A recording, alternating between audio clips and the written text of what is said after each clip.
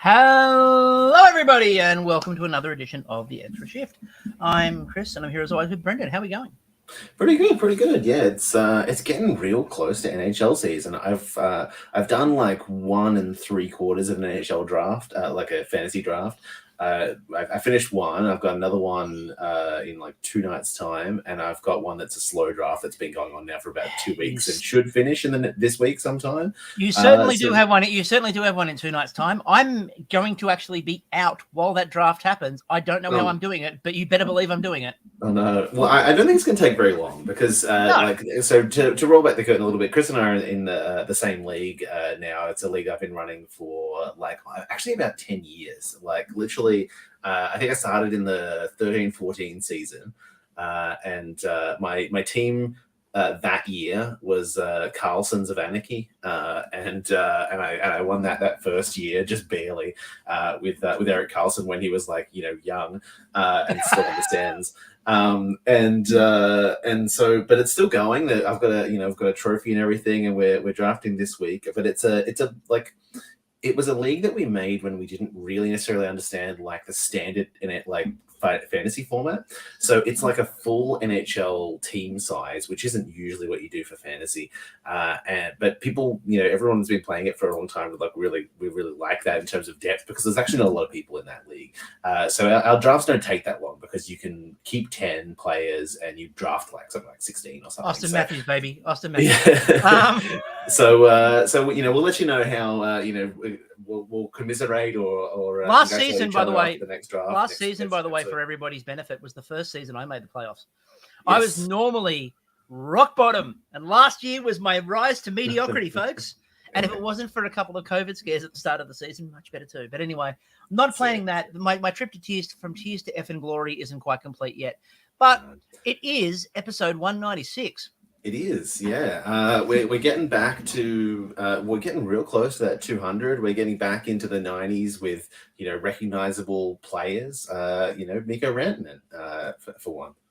Mikko Rantanen, Timo Meier, well-known former Shark, but of course only wearing it for New Jersey, the bastard. And outside of that, Jack Roslovic, character guy at the Columbus Blue Jackets. We'll talk about them in a bit. I like going through these lists looking for, noted Shark. I don't have one again because Timo Meier, Judas. No, look, and Pavel Bure, technically. Yeah. Technically.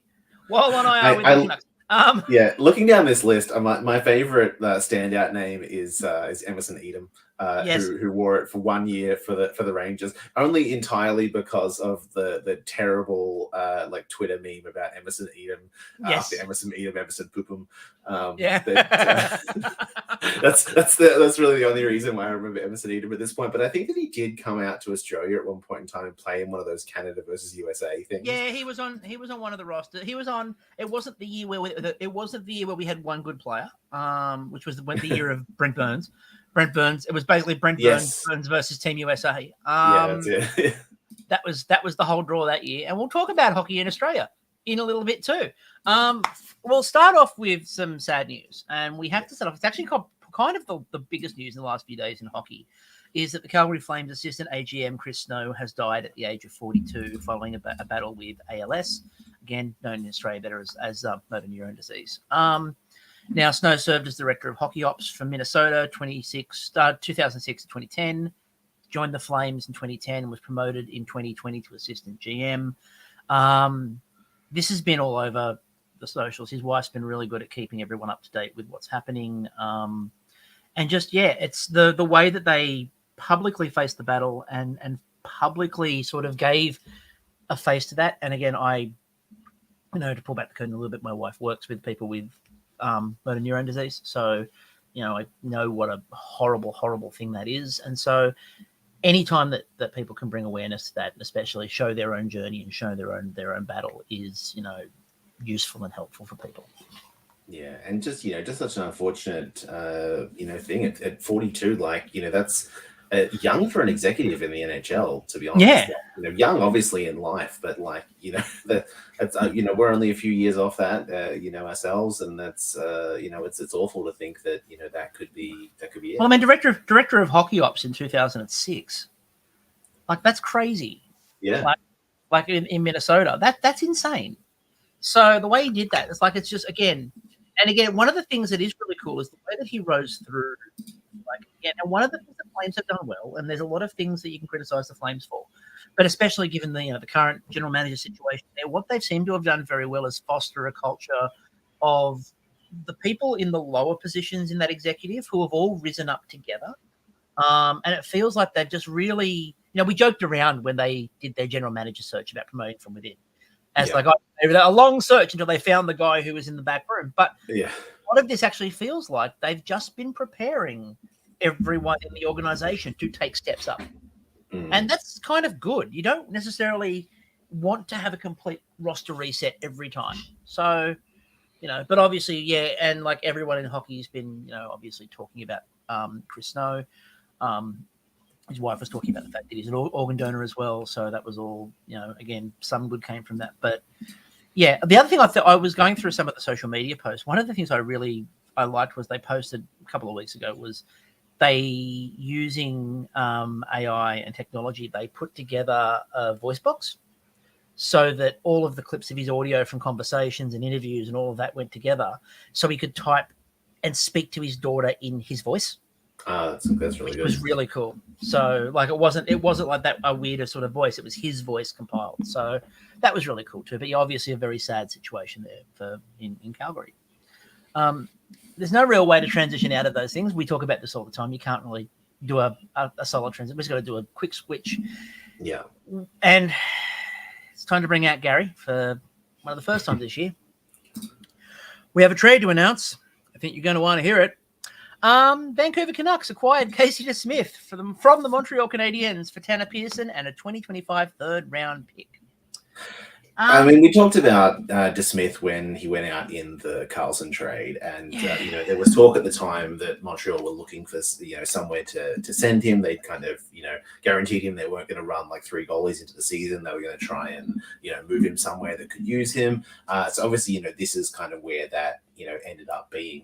It's interesting which teams have kind of gotten themselves into a situation where they suddenly need a goalie in the recent past. I wonder if it had been like a few days later if we would have seen like Tampa or someone try and make us trade for him as well.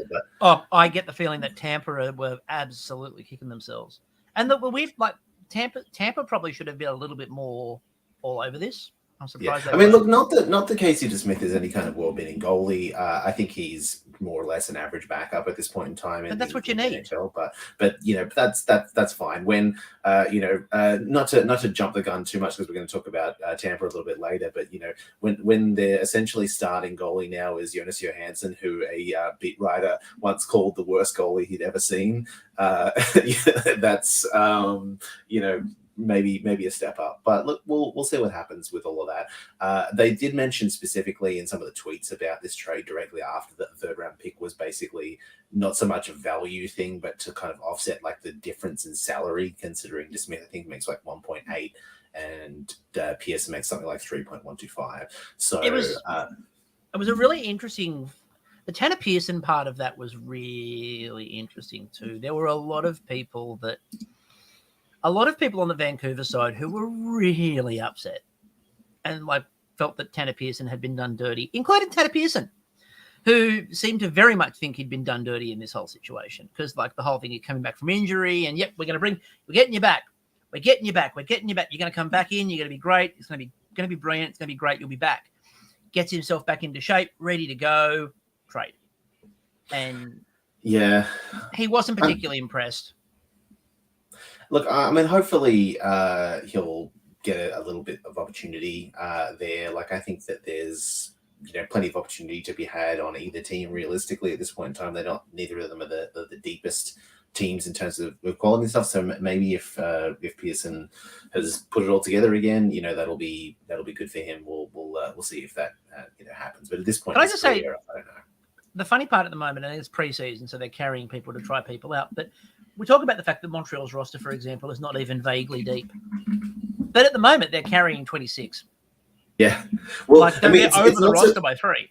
It's not so much that it's deep in terms of good quality. It's deep in terms of like just a shitload of middle sixes. Yeah. Like if you look at that roster, top to bottom middle sixes. And again, this is our preview episode, so we're going to go through and break down how we think everyone's going to stand. And I don't think it will surprise many of you that we don't have the Habs very high at all.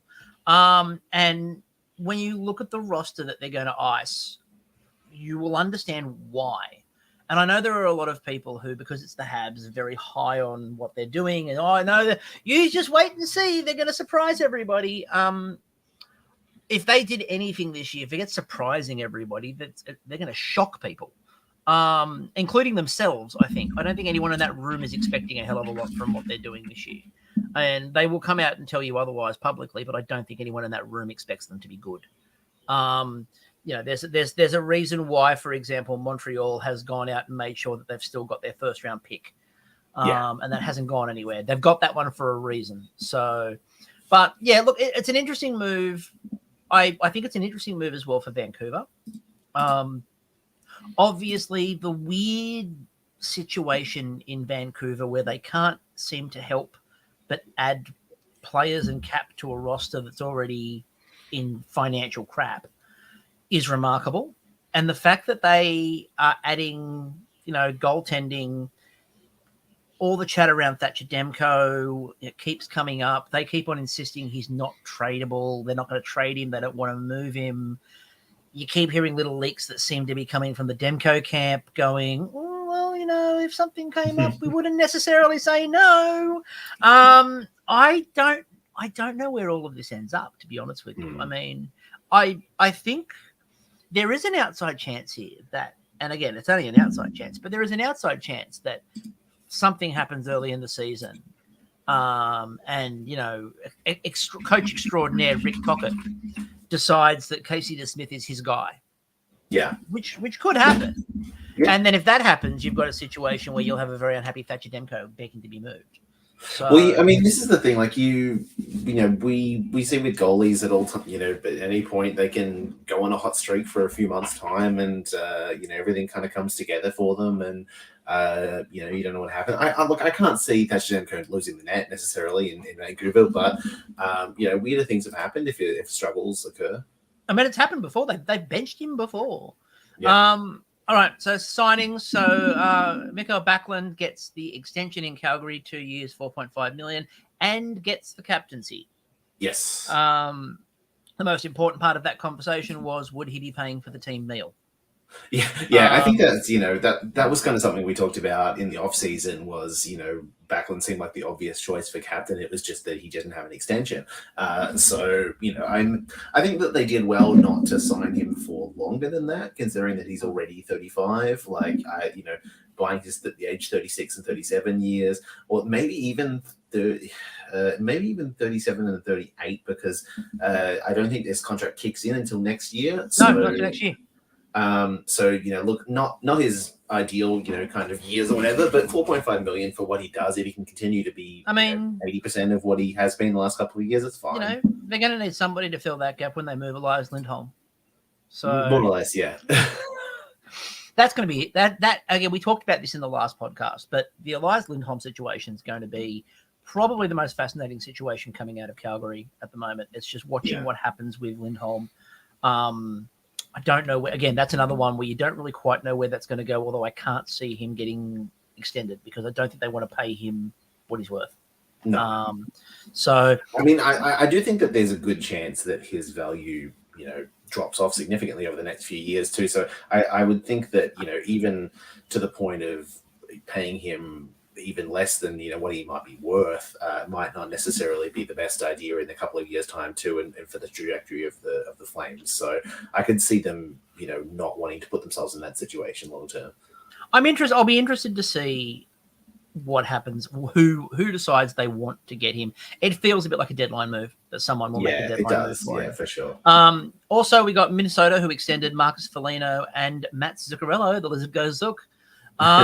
So 4 years at $4 million for Foligno and 2 years at $4,125 for Zuccarello. Yeah, I think both of those are pretty reasonable. Look, I think they're perfectly reasonable contracts. You've also got the one thing you always have to remember with Minnesota is this is the year of the cap hell. This is the year where they are paying the piper for buying out those contracts, and they're in massive financial crap. I think the interesting part is they are in massive financial crap. But again, we're going to get to our predictions of who's going to finish where. And I think they're projected. I think both of us have them projected to have a good year. And it's largely because it's a solid roster, even with like the amount of, cap they've got and all of those issues they've got going on. Like I think it's really interesting how that's going to go. Like the dead cap hit this year is 14 million. Yeah, that's huge. Like it's 2 years. This year and next year, 14 million in dead cap. That's like Connor McDavid and change. Exactly. You could have on your roster. You can afford Connor McDavid, and you could go out and get yourself, a bodyguard. Hello Toronto, we're looking at you. And pay for bodyguards, and you'd still have money left over. So yeah. Again, they're not bad contracts in isolation with 14 million and change sitting on the books. Yeah, the concern probably is age there. Like Foligno just came off an injury. He's 32, so you're not buying his best years either. But for the kind of role that he plays, I don't know. I guess we'll see how his body holds up over the course of that deal. But 4 million is not the end of the. You're buying Zuccarello going into 39. Yeah, that's the thing. That's the big thing for Zuccarello. Like, he kind of had this bounce back of a renaissance playing with Kaprizov, but how long he can keep doing that at his late 30s, I don't know. That's the big question. So we still have players that are currently sitting out and not paid. Probably for me, the most interesting one of those is, what exactly is Anaheim doing with the Trevor Zegras money? Yeah, I don't know. Like, pay the man. I don't get it. That's like, there are people that you play really hardball with, and then if you're Anaheim, there's Trevor Zegras. Yeah. Who you wheel the truck up to. The only reason that people are coming to watch you this season. Everyone's like, Trevor Zegras will be fantastic. Look, we're going to be absolutely terrible, but Trevor Zegras is going to be something. Well, we're not going to. If I was going to watch an Anaheim Ducks game, pretty much Trevor Zegras is the only reason I'm going. Yeah, if Zegras is not there, I don't understand that one. Shane Pinto is also unsigned, and Jamie Drysdale. So Zegras is confusing. I don't get what they're doing again, and it's not like Anaheim has a roster of people that are going to be, stars at the minute. They've got some good prospects, obviously, but like the roster next year, you've got, Alex Killorn is there. I forgot Alex Killorn is there. Yeah, they sent Alex Killorn on a lot of money. On a lot of money. And a no trade. And a no trade. For the next 4 to 6 weeks. Adam Henrique is still there. I think is still there. Jakob Silverberg is still there on the tail end of that contract that he signed and immediately fell off a cliff with. The most uninteresting power play quarterback in the league, Cam Fowler. Oh, well, that was, true. I mean, the really interesting part from it, the Silverberg one is Silverberg one's one of my favorite contracts in the league because literally the second he signed it, he stopped playing hockey. He was reasonable to pretty good. Yeah. And he was like, he might be worth that. That could be a pretty good deal if he keeps producing. And the second he signed the contract, his numbers disappeared. And it's like, I've got the deal now. I don't need to do anymore. Hockey is complete. I'm done. But like with everyone else there, like Leo Carlson might make this roster. Like this is the thing. They've got so little on the roster that Leo Carlson might make the roster coming out of camp. And there's a couple of players that look like they might actually, some of these teams look so bad that some of these players might make the roster out of camp. San Jose is looking at that, by the way. We'll talk about that in a little bit. I wouldn't, but I wouldn't expose anyone. I think there'll be a lot of players that at least get the 9 games and get sent back, because why not? But look, I think, of those guys, Anaheim is the puzzling one. Shane Pinto is because Ottawa doesn't have any money left. But that's the issue. Yeah, but like literally no money left. So I don't know what they're going to do, but they'll work that out. But look, it is what it is. I imagine they'll get signed. I kind of imagine at this point in time, though, like it feels like the Zegras thing isn't close. Well, we've got like a little bit over a week before the first game of the season. I just don't know if it's going to get done before then. My other concern with that is the Anaheim attitude. It doesn't really matter. Yeah, I mean, that's the thing too. I mean, I think that, you know, they probably also see it as like, this will help us tank. Like, but I mean, I agree with that, because like, he did get them more points. Like, think about it. Last year, he got them more points than they realistically needed. There were games that he went out there and like single-handedly stole and gave them too many points. But I kind of, I mean, the counter argument to that, and I'm thinking of this from, again, what the Sharks and Hasso Plattner would do, would be to complain about the fact that nobody's coming to watch the team. Yeah. And we would like some revenue, please. That would be really handy right now. We need some revenue to get us through this. Yeah. I mean, look, I think they get it done. I'm just not sure if they get it done in the next week. Like, even if they do, like, he's probably not playing in the first game of the season. Like, he's probably going to take a week of, you know, training or whatever before he gets up to speed. A bit more holiday. So, in news that shocked me, the NHL came to Australia. I heard nothing about it. I was surprised. Certainly no one mentioned this at all. I was surprised. So okay. First of all, one of us got to go. Yes. One of us was stuck in another state. Yeah. So look, it honestly, I was surprised by how good a job that they did. You know, this we don't often get an opportunity to praise the NHL for doing something well, but all things considered, I think that they pulled this off pretty well. Like, they went to a lot more effort than they absolutely needed to. They went well beyond the minimum effort required for this. They put a lot of time into, you know, setting up, you know, media connections and stuff. They had a whole bunch of situations where, you know, former players and so forth were coming out to Australia for announcements and stuff, even early on, like a few months back. You know, they had, you know, connections with the AFL and so forth. I know that they were there for the Collingwood game just beforehand, and they brought a bunch of players along. They gave them a bunch of merch. They did photo opportunities. They had the AFL trophy with the Stanley Cup, and they had a whole bunch of, you know, kind of stuff going on with all that kind of stuff. You know, obviously the Stanley Cup was here. You know, that was obviously not necessary, but it was a really cool, you know, thing to be able to, you know, get a picture with the cup. I got to meet Phil Pritchard, which is really awesome. The Goodall Cup, if you wanted to see something far less important.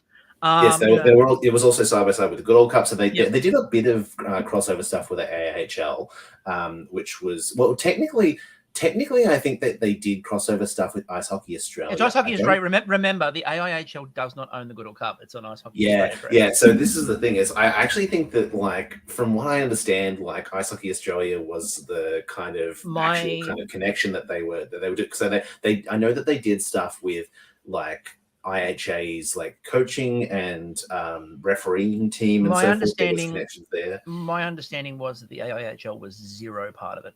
Yes, I don't think they were technically. I think they were more or less like, you know, we're going to handle this. IHA is like, we're going to handle this. Well, that would make sense. Yeah, they did do stuff, like they had things on the scoreboard and everything about the history of the AIHL and the teams that were in it, all that kind of stuff. Like, it wasn't like there was no advertising for the AIHL, but there wasn't any like implicit, you know, connection between that kind of stuff. And I'll probably upset a few people, but they're not the best at promoting things, the AIHL. No. And I say this as someone who's had involvement. They are not the best at that. So I'm probably glad that it was left to mainly the NHL. And the NHL did a very good job. I agree 100% from an outside perspective. And, you know, I know for a fact that, because I spoke to them a few times, I know that everyone from PHNX Sports, who came out, Liam Merrill, who we spoke to on the podcast a couple of weeks ago, they were having an absolute blast in Melbourne. I kept an eye out for it. I didn't spot it when I was there, but there was a lot of people there. You know, there was a heap of stuff outside. You know, they brought along a whole bunch of little games and things for people to play. They brought along a bunch of merch. All of the merch more or less sold out by Saturday. So I think they really kind of underestimated, you know, how much they were going to sell and all that kind of stuff. So you know, it seems like it's a pretty big success. And the whispers are that they may be back in a couple of years' time. I don't think there's anything confirmed about that, but there's been kind of you know, some talk about it as if like this. I have a feeling it may even be 12 months' time. I get the feeling that they want to be back really fast. This is all, third-hand information, but the date that I heard was 2025. But this is not, anything official. I think this is probably just the reality that this takes a long time to plan. Yeah, it does. And again, also, you've also got to work out what teams are going to come, and that's the other question. Is you've got to convince teams. Honestly, as disappointed as I was to be, I think it was the right call. Yeah, but I think that they actually it was fine that beyond the LA and Arizona thing, we've had a lot of new Arizona fans.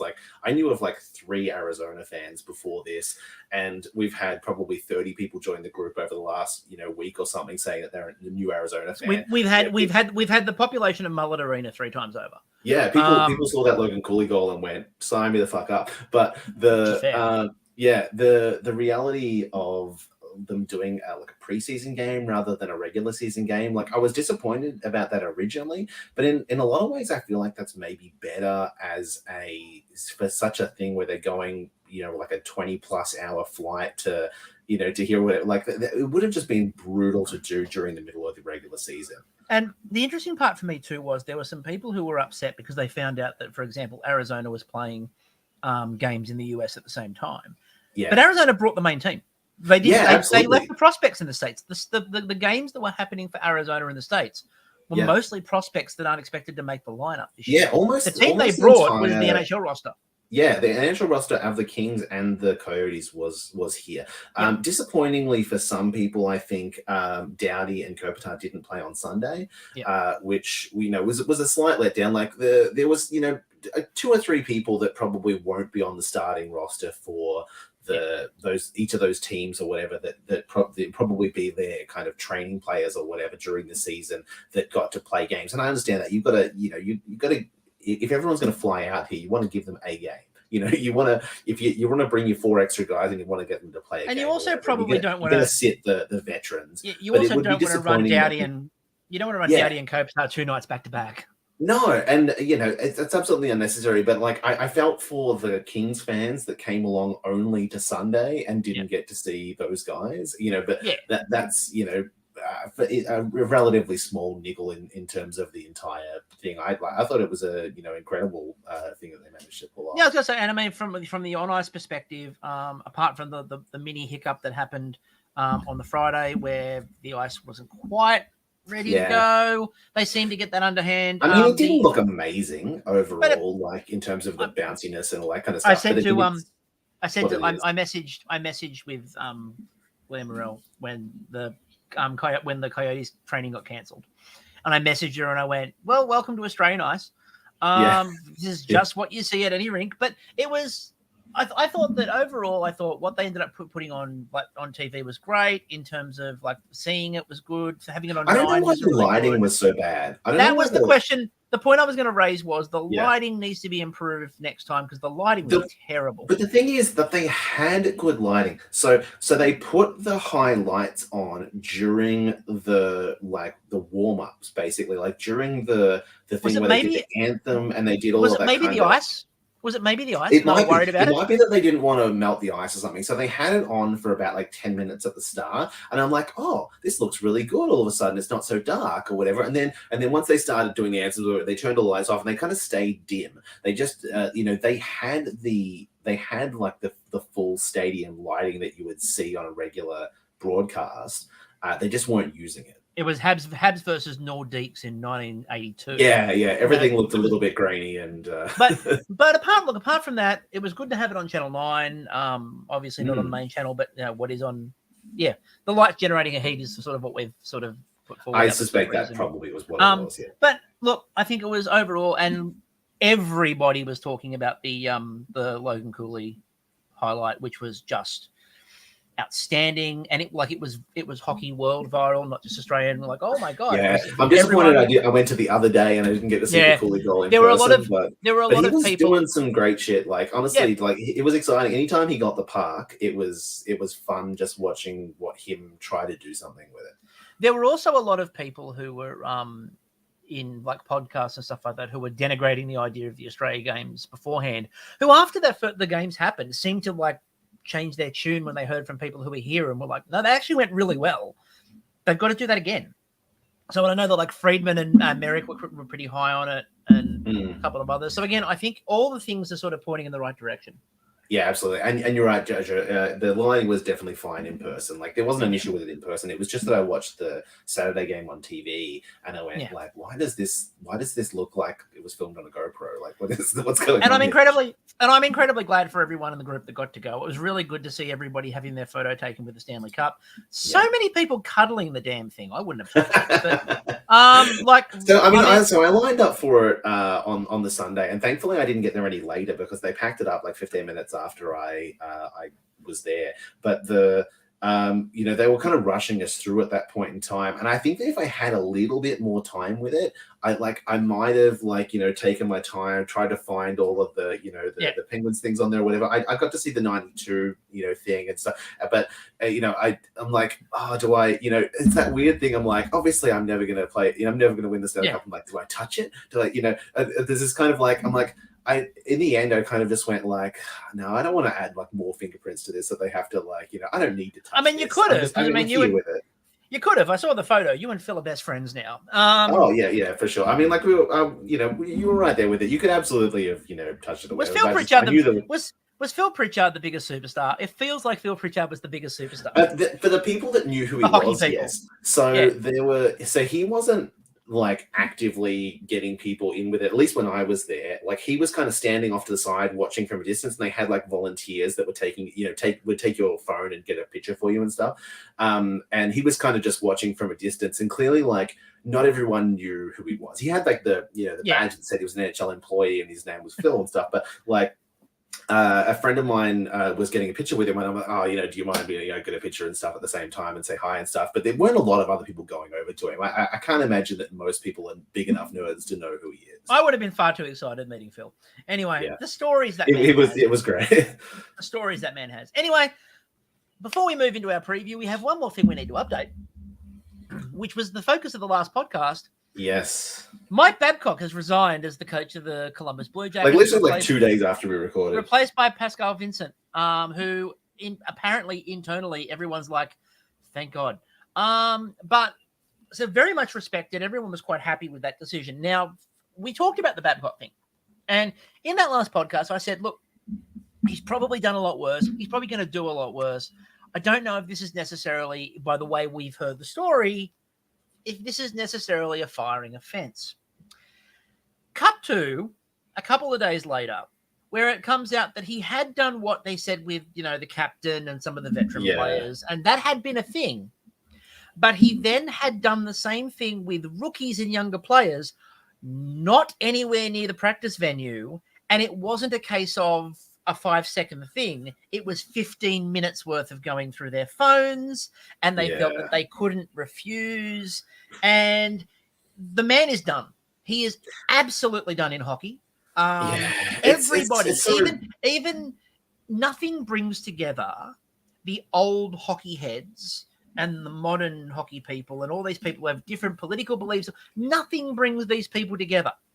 But every single person, to a man, regardless of where they sit on the political spectrum, on the eye test versus stats spectrum, every single person looked at it and went, "You're an idiot. You're done."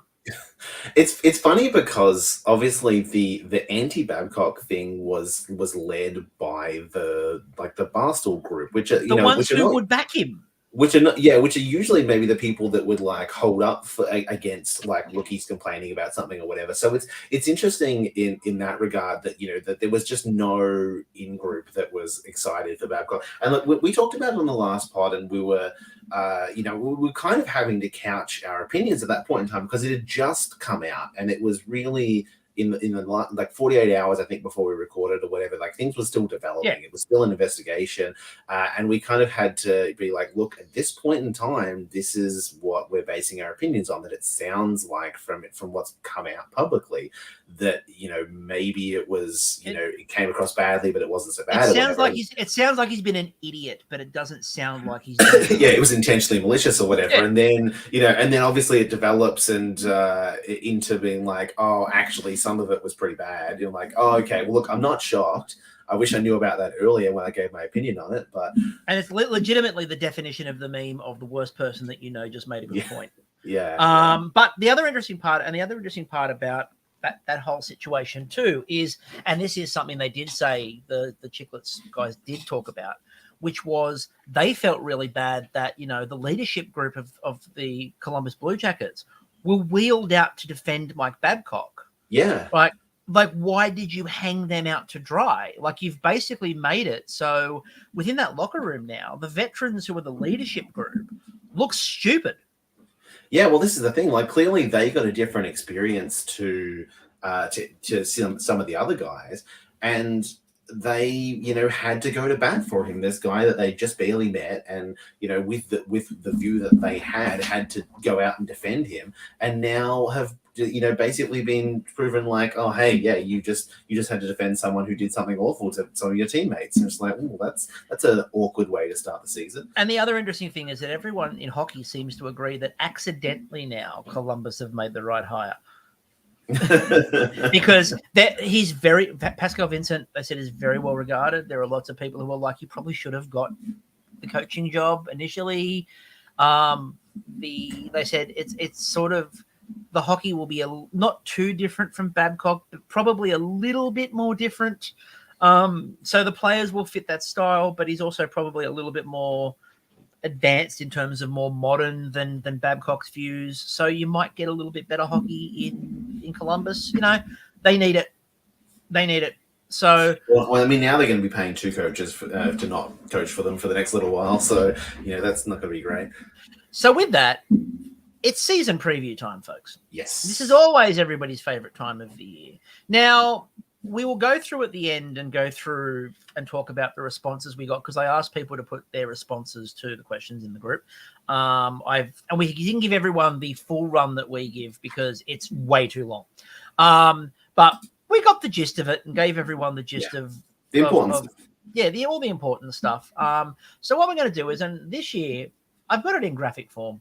So with that in mind, we're going to start with our predictions of award winners. So we're going to start with the award winners. So we'll go through them one by one. So the Hart and the Lindsay, we haven't differed at all. Connor McDavid. I just think it's so hard to bet against Connor McDavid. Like, when he's putting up, close to 150 points a season, and the next closest person is breaking 100, 110 or whatever. It's just so difficult not to pick him in a. The other problem is, though, and this is we talk about it every year, and it comes up every year. The way these awards are defined makes it impossible for anyone else to win it. Yeah. Because if someone else wins it, everyone goes, you're wrong. But you could have had the best season, but the most valuable player to their team. Yeah, I think the Hart is absolutely more that than the Lindsay. Like, the Lindsay is very traditionally, it's voted on by the players, and it's very traditionally given to the player that everyone knows is the best. Like, it went to Crosby for a really long time, and it's gone to McDavid almost every year since he's been in the league, and for good reason. And it's just so difficult to, someone has to have, an incredible season, and McDavid probably has to get hurt for like 20 games for him to not win it. That's pretty much the bar at this point in time. And that's what's happened when he hasn't won it previously. Or Matthews had his massive season and deserved it quite easily. Yeah, I mean, it's absolutely possible for someone else to win it. It's just, it's really I don't like having the field. I don't see my thing is, I'm getting sick and tired of everyone having a fight. I personally don't believe that Connor McDavid should be a lock for the Hart every year. I think it should go to the person who has clearly demonstrated they are the most valuable to their team. You can argue that for McDavid on the basis of, if you took McDavid out of Edmonton, they'd probably be terrible. But even with Draisaitl there, they'd probably be terrible. So it's hard because you could always argue that a goalie, on most teams is that, and generally goalies don't win it. So it's there were a couple of players I came close to putting down there, and we'll get to those in a minute. But I think it's McDavid. The Vezina. So the Vezina is where we first differ. Now, the Vezina was hard. I still think that the best goalie in the league is Igor Shesterkin. I don't trust the Rangers. I do not trust the Rangers. And it sounds weird, especially when you look down at who I gave the Norris to. But I just feel like that roster is badly constructed overall. And I think that you are asking probably two players in Fox and Shesterkin to do everything. Yeah. And I just don't think it's reasonable. Well, I think that's it for me. I think that's why I went with Oettinger, because I looked at like the top 5-6 goalies in the league. You're looking at like Vasilevsky, who's hurt, so that probably takes him out of the running because he's out for like a couple of months. You got Oettinger, you got Shesterkin, you got Sorokin, Hellebuck, Saros. That's basically like your top echelon of goalies or whatever. Nashville's awful, Winnipeg's awful, New York is suspect, and Tampa, is Vasilevsky's injured. So that kind of leaves me with like, well, Ottinger's on a good team that should put up good results, even if all of those other guys were just as good as him. He's probably going to get better counting stats, and that's generally who it goes to. that's pretty much the arithmetic of my vote. So my vote for Saros is based on the idea that when we get to our predictions of where people are going to finish, I've got Nashville scraping a playoff spot. They're not great, but I think it's going to be UC Saros absolutely carrying them into the playoffs. And if UC Saros carries Nashville into the playoffs, he wins the Vezina. Yeah. That's simple. They're not good. They're not a good team. But again, you're correct. Absolutely, there's a pathway to that. Yeah. Saros has been, in the last couple of years, around the Vezina voting. He's been fairly high up in the Vezina voting. I think last year was 4th or 5th. It was somewhere around there.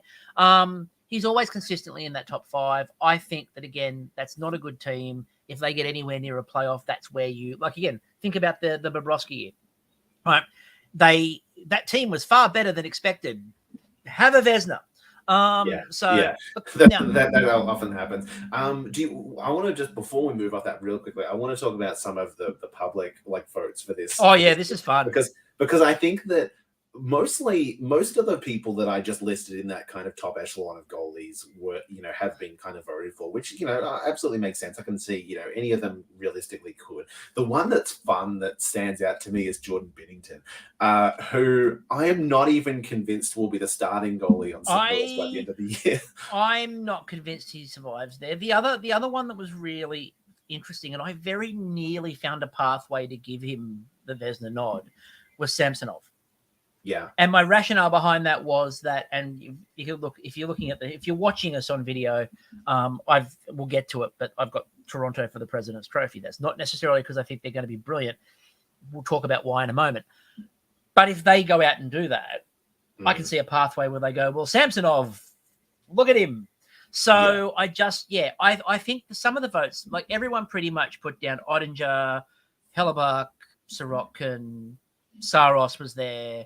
But Samsonov and Binnington stood out, and Binnington really stands out for me. That's a fascinating decision. That's an interesting one. I'm curious. Who I'd like to know why. Yeah, I'm curious the logic behind that, because he's just been not good in the NHL for the last few years. Like, just very subpar as a starting goalie. He's been focused on everything other than stopping a puck. Yeah, I mean, look, it's entirely possible for he could put together an insane run like when the Blues won the Cup, but I just no, that's it. I don't see it happening. I think there's a more chance that Joel Hofer is the starting goalie on St. Louis at the end of the year than Binnington winning the Vezina. So let's make JoJo happy. That Connor Bedard's winning the Calder, and look, I really wanted to put someone other than Connor Bedard. And there are a lot of people who have thought about this. Like in the media, you're seeing a lot of people not predicting Connor Bedard for the Calder. I think it's trying to be the hipster pick personally. I think it is a bit realistically. I mean, Logan Cooley's getting a lot of love, and I think Cooley will poll pretty well because I think he's going to get a lot of game time because Arizona. But I think that if you're going that path, that this for me is why Cooley wasn't in my top 3, because if you're going that path of like he's going to get a lot of game time on a bad team, then Bedard and Fantilli I think have hit that over him, because Fantilli will be the top center as well on Columbus.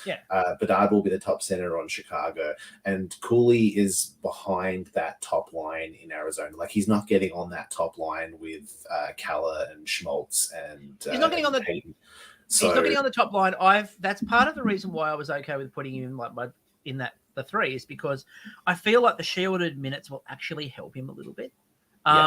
In terms of his numbers will probably look a lot better than that top line's just because Yeah. he won't be on the ice as often. Yeah. But Well, this is the I thing think, is, I think all four of those guys will have a great season. oh yeah, completely. Yeah. I think Connor Bedard is just going to be too good, and as Yeah, we've seen in the preseason, that's coming through right now. Yeah, for sure. I mean, look, he hasn't scored in a bunch of the highlight reel goals or whatever, but it's coming. Like, let's be honest here. Like, I mean, he got one today. Yeah, no one else is doing better than him. And look, they're gonna start coming together. Even if he puts together like a 70-point season, I think that he outpaces those other guys, and that's probably all he needs. So for me, the reason I put Devon Levi as second was because I think that you're looking at, with like Bedard, Cooley, Fantilli, you're looking at like three opposing centers, and I just don't see how Fantilli and Cooley outbattle Bedard for that. But Devon Levi has a different factor in that he will probably be the starting goalie for Buffalo unless something really goes bad. So there's a different element of that. Like, if I don't see a pathway where someone does more than Bedard at the center position, but to be to put up let's say 50 starts for Buffalo as a starting goalie on a team that is probably going to be pretty good. I think that's a different angle that you can come at it from, and you could absolutely make arguments that at his age, being the starting goaltender and having that responsibility is a huge factor. I think you're 100% right. I just feel like the writers forget the goalie as a position. Yeah, definitely. It's definitely possible. I mean, not a lot of goalies win the Calder. That's my only issue, is that I think that I agree with you. I agree with every part of your logic. I just feel like they forget that a goalie is a player. Well, I mean, that's for me why he doesn't win it. But I think that he ends up in the top three. Right, the Art Ross, there's no conversation. It's Connor McDavid, and that's fair. The Rocket Richard is interesting because this is really fascinating. We've both gone McDavid for the Art Ross. But neither of us have gone McDavid for the Rocket Richard. I mean, generally, McDavid puts up a little bit more assists than he does at goals. Generally, and also neither of us went Draisaitl. Usually in his team, even Draisaitl would have like maybe a few more goals than McDavid, just in terms of the way their power play setup and stuff works. But my logic for this was that I think that they're going to rely really heavily in Boston on Pasternak this year with with the personnel that they've lost, with the depth that they've lost. Yeah. He's probably going to be getting played like 25 minutes a night, just trying to stay in games. In that regard, I think that he has like just that little bit more ice time potential to do it. I think that there'll be a bunch of guys that are just around that 50-something goal mark, and it could be any of them. But I had to pick one, and I feel like he's going to get leaned on more than all the other guys who will maybe cannibalize each other's points a little bit. I agree with you, except I feel like this is the season where he gets hurt because they're leaning on him so much. The problem is that every other season of the past 5 years has been the season that Matthews gets hurt. So I didn't want to gamble on this is the season that Matthews doesn't get hurt. See, I think that Matthews is going to have. I think if Matthews plays 82 games, he wins it every year, but he just never fucking plays 82 games. This is the thing, is that I kind of feel like this might be the year where he does, or gets at least. It'll happen at some point. I think Matthews plays at least 78. Okay, he played one season at 80 where he played all 82 games, and it was his first season in the league. Yeah, that was the thing. When he won the Rocket, he didn't play 82. So that was the scoring pace he was on. It was ridiculous. Well, and this is the thing. Like he scored 60 goals in 73 games 2 years ago. This is the thing. He could have put up like 65 or whatever in that year if he played full 82. My other bit of logic around Matthews for the Rocket is, and we're going to talk about it when we get to it, the Atlantic.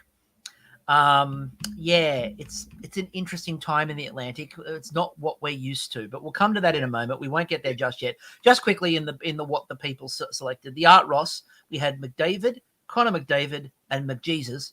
And for the Rocket, we had an interesting spray. So we had McDavid, we had two for Draisaitl, we had one for Matthews, we had one for Pasternak.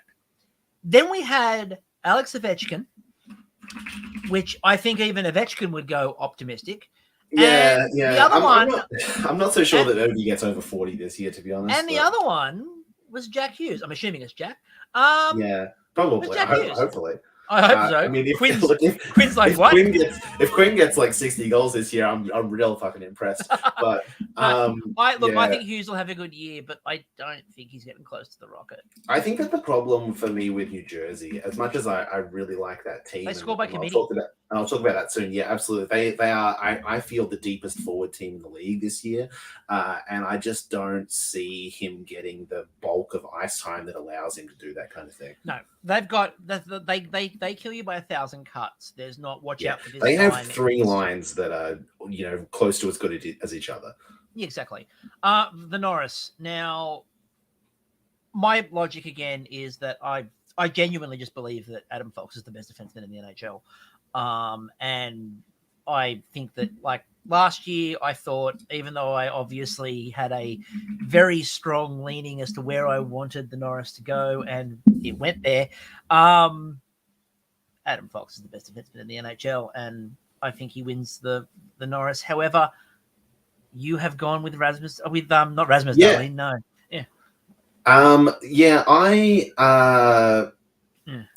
I decided to go a little bit bold with this one. So I was. I don't think you're too bold. No, I don't think it's super bold, but like I think that for me, I had to look at again like that top batch of defensemen, and I could have gone a safe pick and just said like Makar or someone like that.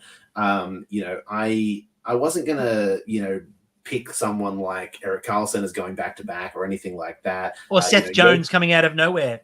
Yeah, Yossi won it a couple of years back, which means it's probably unlikely that he's going to do it again, and that team's going to stink. But like I looked at that like echelon of defensemen, and Darling had this huge breakout last year.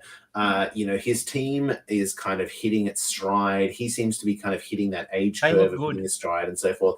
And I don't know. I think that there's a potential there for everything kind of just to come together at the same time, him to put up 70 to 80 points and, on a good team, and, everything to kind of hit a stride for Buffalo in a weak Atlantic. I just kind of, I don't know. I kind of saw the picture coming together, and I went, yeah, I'm going to take a swing on Darling. No, that's a good call. I think we both are in the same sort of camp in terms of being quite bullish on where Buffalo are going. So that makes perfect sense to me. I have no argument with that whatsoever. The Jack Adams, I've gone for Peter DeBoer. I think we missed the Selke there. Oh, Mr. Selke, sorry. Mana, because someone else has to win it. Well, I mean, I like that logic. It's so rare that a winger wins the Selke. I also feel like for me, my argument really around Mana for the Selke is, again, I think Toronto are going to have a good regular season, and I think Mitch Marner probably starts getting a lot of love from the media because now they no longer have to, criticize him because he's a Kyle Dubas person. They can just pretend that a real hockey guy loves him instead, and therefore they can stop pretending that they hate him. And so I think he wins the Selke. So for me, I went with Nico Hischier just because I feel like, this is the thing. Like, I feel like he's kind of starting to get to that point where he's going to be due for the next few years. Like, Barkov was that guy for a little while where it was like, he's the underrated guy, he's due, and then eventually he wins it and all this. I just kind of feel like Hischier is coming into that period where, he's going to be on a really solid team. He's going to, all come together. He's going to put together a point per game, and he's going to have really good defensive stats, and they're going to point to him and say, this is the culmination of everything for Nico Hischier, and this is him coming together. Like I just rather than going a safer pick, especially now there's no Bergeron this year. Well, that's the thing; it's open. Yeah. I think Hischier was second in voting last year, and Marner was third in voting last year. So let me look. It makes sense. Yeah, Jack Adams. I've gone with Peter DeBoer. It's the second year, or it's the second full year of DeBoer hockey in Dallas, and they'll be good in the regular season. It's usually his last year of being good, so he'll win the Jack Adams. I'll say he's done an amazing coaching job with that team. Ready for him to get fired in 12 months' time because that's what happens with Jack Adams. So I also, that's why I've gone with Peter DeBoer. I think that makes a whole bunch of sense. It's his timeline. The Stars were definitely an option for me for that. Some of my picks kind of go a little bit hand in hand, because I mentioned Devon Levi earlier as like having like a good season, and Buffalo's all coming together and being a good team and so forth. Like there seems like there's like a little bit of a fairy tale story to potentially tell with Buffalo if it all goes well, even if they just make the playoffs and don't go deep or anything like that. I think that there's going to be people that look at that with a goalie that puts up good numbers and a team that's finally put it all together and everything's going for them. And I picked Don Granato for the Sabres just because I think that's if nothing else, the Jack Adams voters love a storyline. Yeah, exactly. It's a bit like, as I said, my Saros for There's No One. It's the storyline that you're voting for. Along those lines, the Jim Gregory General Manager of the Year, we both went Kyle Dubas. I feel like you're going to get a storyline of, first of all, I think Pittsburgh will have a bit of a bounce back.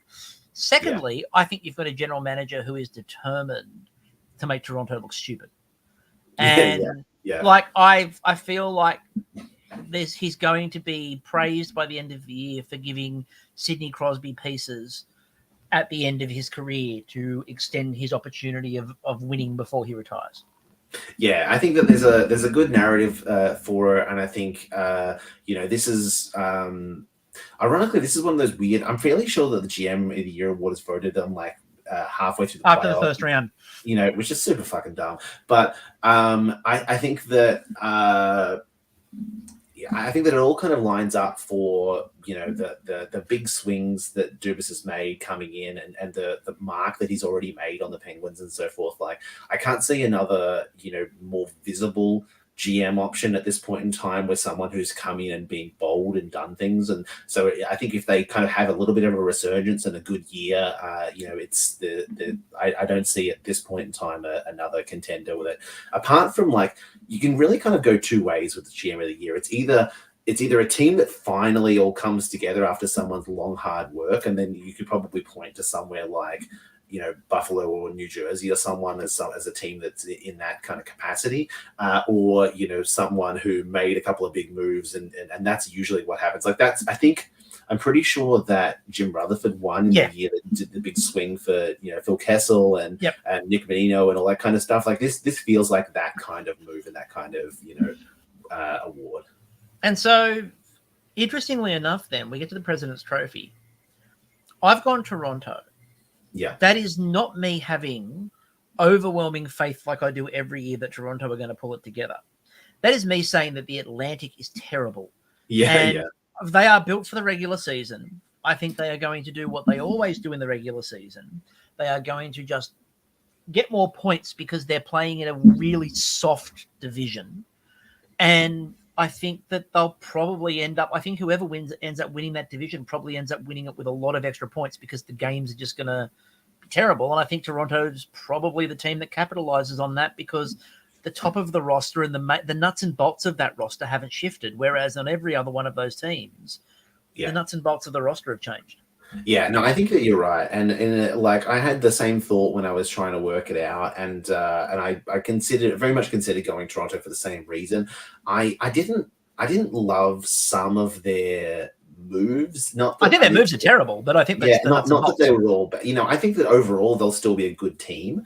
I don't know. I just had that tiny little bit of doubt, and maybe there was just a little bit of me like just not wanting to, after all of that, pick them as the winner. But I think that the logic absolutely makes sense in a really weak Atlantic division this season, that absolutely they could run away with it. Don't get me wrong, the media will overreact to the idea and say that this is all because of Ryan Reeves.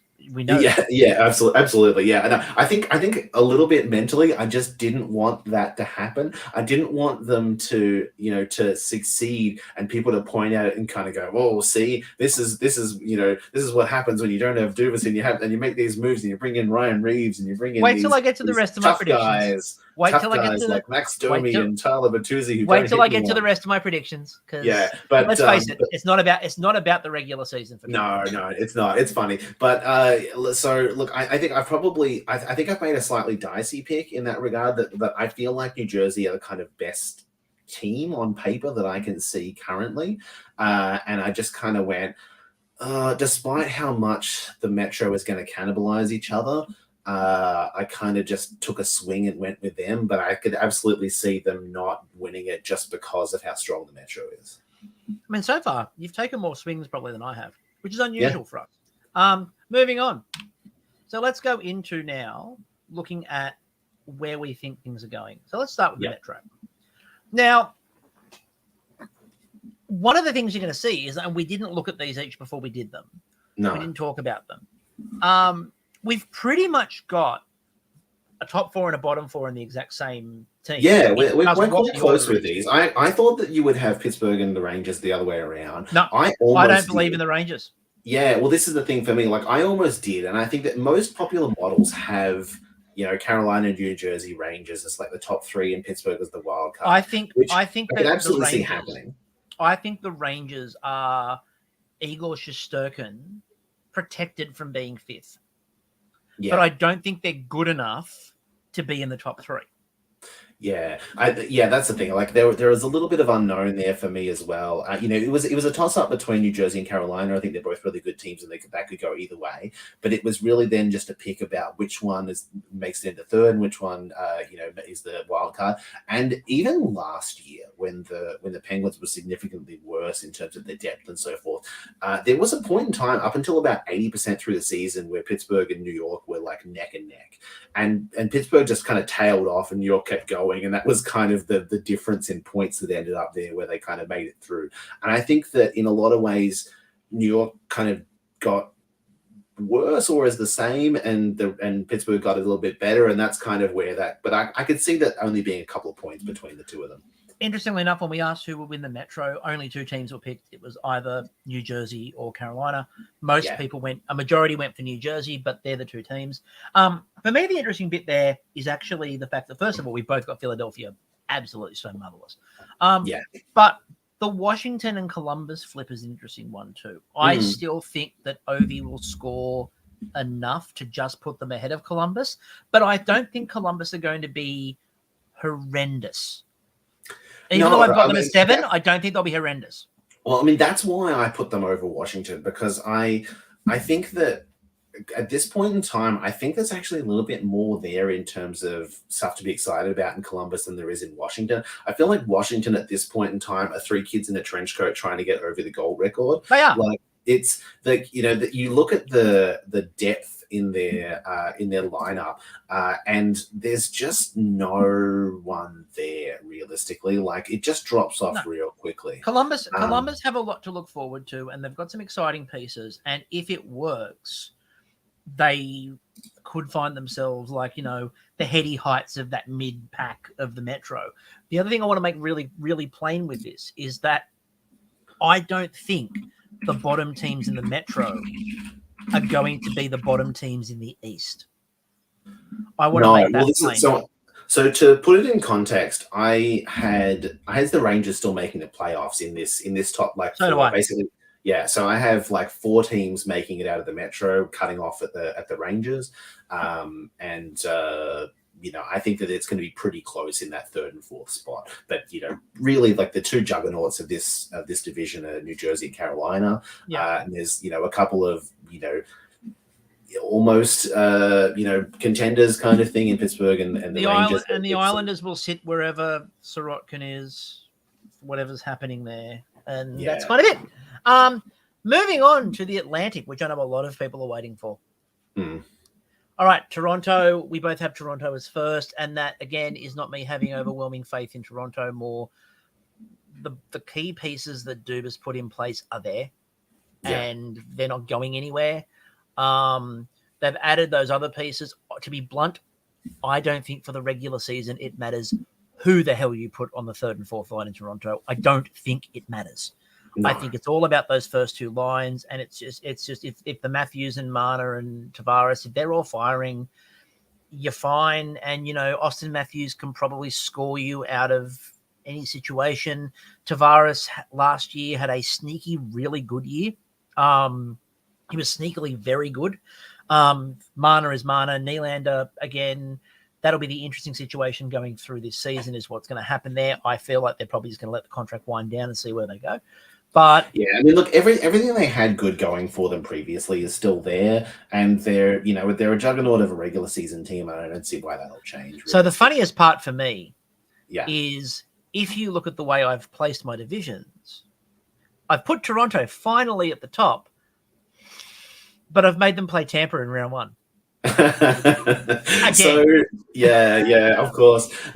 So the interesting thing, I guess the big question and the difference between our things really is just Tampa and Florida, and I think both of them are a big question mark because of injuries, and that's just really just a matter of how it plays out. I've probably really kind of overestimated how well Tampa is going to deal with the Vasilevsky injury, because I think that, people have been saying for a long time, like, they're one Vasilevsky injury away from being terrible. And I think that's absolutely a possibility. I just don't know if it's going to matter that much in this division. Like, I think that they could absolutely get like a week, couple of weeks or a good, hot couple of weeks or whatever, and just kind of come out 500 in the first month or two, and then just, pour it on and still be fine. I think that's absolutely possible for them. And it's something that they've done plenty of times where they've kind of just started out shaky and then just turned it around and been like totally fine the rest of the season. I don't know. I'm just skeptical that this is going to sink them. I'm skeptical that they can't just get average goaltending and be like average or just above average for a couple of months and then be fine by the end of the year. Florida, for me, I think is the more kind of questionable one, because they're just so fucked up by the playoff run that they've just been on. Like, there are so many guys there that are injured, so many guys that are coming off, surgery and are just having such like a difficult time kind of getting back up to game speed and so forth. I just, they barely made the playoffs last year. I just can't see them getting an extra 20 points or whatever this year to get into like second in the Atlantic. Like, they were like 92 points last year. We will talk about it. We'll talk about it, obviously, when we get to our predictions later on down the line for what's going to happen in the finals. I can only see legitimately, and I'm going to get absolutely mocked in the group for this, and I don't care. There is only one team I can see in this actually having a decent playoff run, and it's the Buffalo Sabres. I genuinely believe that is the only team capable of a decent playoff run out of all of these teams. I think Tampa can have one great series, and then they'll probably collapse in a heap. I think Florida are not good, but I think in the regular season they can just combine points. We all know Toronto. We all know, and every year when we come to these predictions, I give Toronto a deep run, and I say I'm not going to do it, and I do it. We'll get there in a minute, but I think the only team actually in this division that could actually have a decent run is Buffalo, just because I feel like they're built in a way that's not reliant on one key element being brilliant. Look, I like Buffalo, but I don't know if they have the experience to go on a deep run. Realistically, I feel like if they make the playoffs and they have a puncher's chance in the first round, they'll consider that a success. I do think that. I guess I'll talk about the Patrick Kane thing a little bit later, because I do have a prediction about that. But I think there's a decent chance that they get him, and I'll talk about what I feel about that in a little bit. I will, because I don't have a prediction. I will say straight up, I don't think we know vaguely where Patrick Kane is going until end of December is when he'll start really making noises about that. Well, there's rumors that he's going to come back earlier than that, but I don't think there's any rush for him. No. I think it's probably better if he plays less and rehabs. Sits back, waits and watches and sees what the league is doing. Let the league play out in front of you before you do it. Yeah, but in terms of the rest of the division there, I think we're pretty close with the majority of those. We obviously see a pretty massive drop off for Boston, considering that they're the President's Trophy, winners from last year. Boston are terrible. That roster's horrible. But like, obviously, look at the roster. Like, they lost so much. Like, I don't think they're going to be as bad as they're not going to be a bottom feeder. I think that there's still too much there for them to be absolutely awful. It's a bit like what I said about the Rangers, where, the Rangers have a Igor Shesterkin, Adam Fox floor. Yeah. Boston have a David Pastrnak is scoring goals floor. Yeah. And it's kind of there.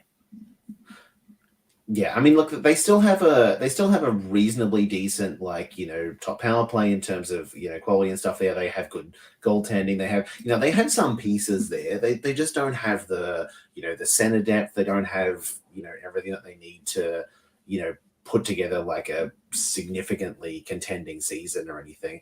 But look, I think that they're going to be okay, but there's too much there for them to completely bottom out and be worse than some of these other teams. I mean, the other interesting part there too is as I think Michael commented in the comments there about Pastor has to stop turning them over. That's not what Pasternak's there for this year.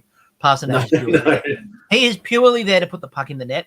There is not going to be a care about how much his possession stats look. There's not going to be any complaint about it. It's going to be a little bit like Ovechkin. Nobody looks at Ovechkin and looks at his defensive numbers. You don't look at, but how does Ovechkin go rushing back on the breakaway? Nobody's looking at those stats. Literally, Ovechkin, Patrick Kane, all of these kind of guys, some of the worst defenders in the league. Timmy Panarin, terrible. At their entire career, always have been some of the worst defenders in the league. Does not fucking matter. No, because their job is to put the puck in the net, and Pasternak's only job this year is somebody needs to score in Boston. The question mark for me this year is Brad Marchand, because not just because he's now captain, all that kind of stuff, but like traditionally his numbers have kind of dropped off away from Bergeron. I think that he's still a good player in his own right, but I don't know if there's enough there for him to, especially if they want to try and break him up away from Pastrnak, which they've done traditionally. I'm just not sure that they can do that. I don't know if either of them can just carry a line on their own anymore. I'm not sure if Marchand, I think that if Marchand plays away from Pastrnak, he's probably not going to have a great year. I kind of also feel like Marchand's going to have an interesting season in terms of what the captaincy means for him on ice, in terms of how does Brad Marchand, the player, change as a captain?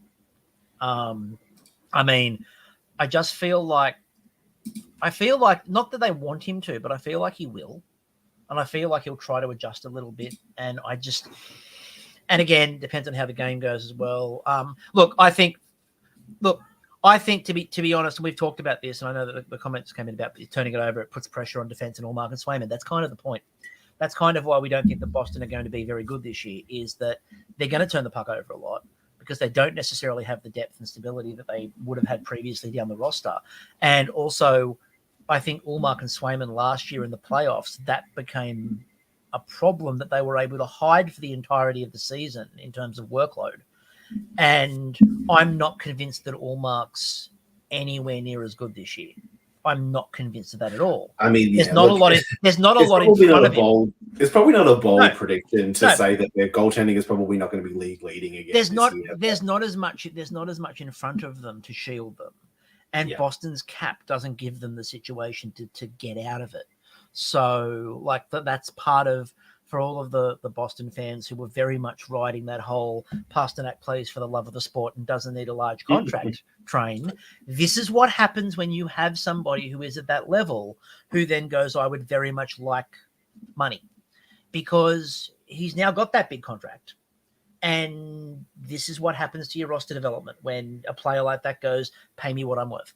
So, and everyone in the league's had to experience that. Boston has finally had to experience that. And unfortunately for them, just at the wrong time of development. Yeah, they had a lot of good years for sure. But, you're right. I think for the bottom of this division, I think that the gap there between like Boston, Ottawa, Detroit is like not that big for me realistically. Like I think that Ottawa and Detroit have some things going for them. I'm not fully bought in on those teams yet. I think that as much as people want to get excited about Ottawa, I'm until I see something, I'm not really believing it. I'm assuming that everybody in the group was thinking that I had forgotten about my normal hatred of the Montreal Canadiens. No. They're terrible. Look at the roster. If you have not, go to Cap Friendly, and I beg you to look at the Habs roster. If they weren't the Habs, if you just looked at that roster on paper, you would think they are definitely a bottom three team. They are terrible as a roster. But Cole Caulfield is going to have to score 1 billion points. Which I'm not convinced is going to happen. No, but there's not a lot. Most of the names on that roster are names of players who were projected to possibly be good, but aren't. Yeah. At one point in time, there's a lot of reclamation projects on that roster. You know, there's a lot of, we're all on the Joel Armia hype train. We're all I'm here in not Durant anymore, but Newhook and so forth. They've taken the massive punt on Alex Newhook being good. Their defensive core though is utterly ridiculous. It's a stinker. Michael Matheson is your leading defenseman. Just settle on that for a minute, Montreal. Michael Matheson. Ouch. Anyway, I like Mike Matheson, but he was, not in that role. He was probably like the third best defenseman in Pittsburgh when he was there. And before anyone comes at me, we'll get to San Jose. We'll get there. So let's move on. The Central. Look, the top three in the Central are the top three in the Central, and I don't think anyone has any real differences there. Yeah. I mean, I don't think that the theoretical gap between Dallas and Colorado was that big. I think that could have potentially gone the other way. I kind of wavered on it a little bit, but I felt like Dallas had better depth. Can I just say, whoever it was who predicted Binnington is clearly a St. Louis fan, because we have one person who tipped that St. Louis would win the Central. I would be shocked if that wasn't the same person. Yeah, St. Louis are not good. St. Louis, they're not a bottom feeder, but they're not good. And they're actually worse than I thought that they were. When I looked at their roster, I was surprised how quickly it drops off. Like, I like that top line of like Buchnevich, Thomas, and Kyrou. Like that's nice. After that, holy shit. And the contracts. Kasperi Kapanen is your second line right winger. Like, look, I like Cheeks Klapanen, but he is not a top six. Like, I've seen many games of him in two different organizations trying to be this guy. It just drops off real quick after that, is all I'm going to say. I mean, like if you look at the like Brandon Saad's there on $4.5 million for 3 more years. And then you go down the list, and it's a little bit like one of my favorite Clarkson lines. It's a little bit like eating at a Scottish smorgasbord. There's a lot of things on the menu, none of which you recognize and none of which sound very good. And the defense is made up of names that It's all right. But most of them are slightly past the peak of their powers. They're not horrible. Yeah.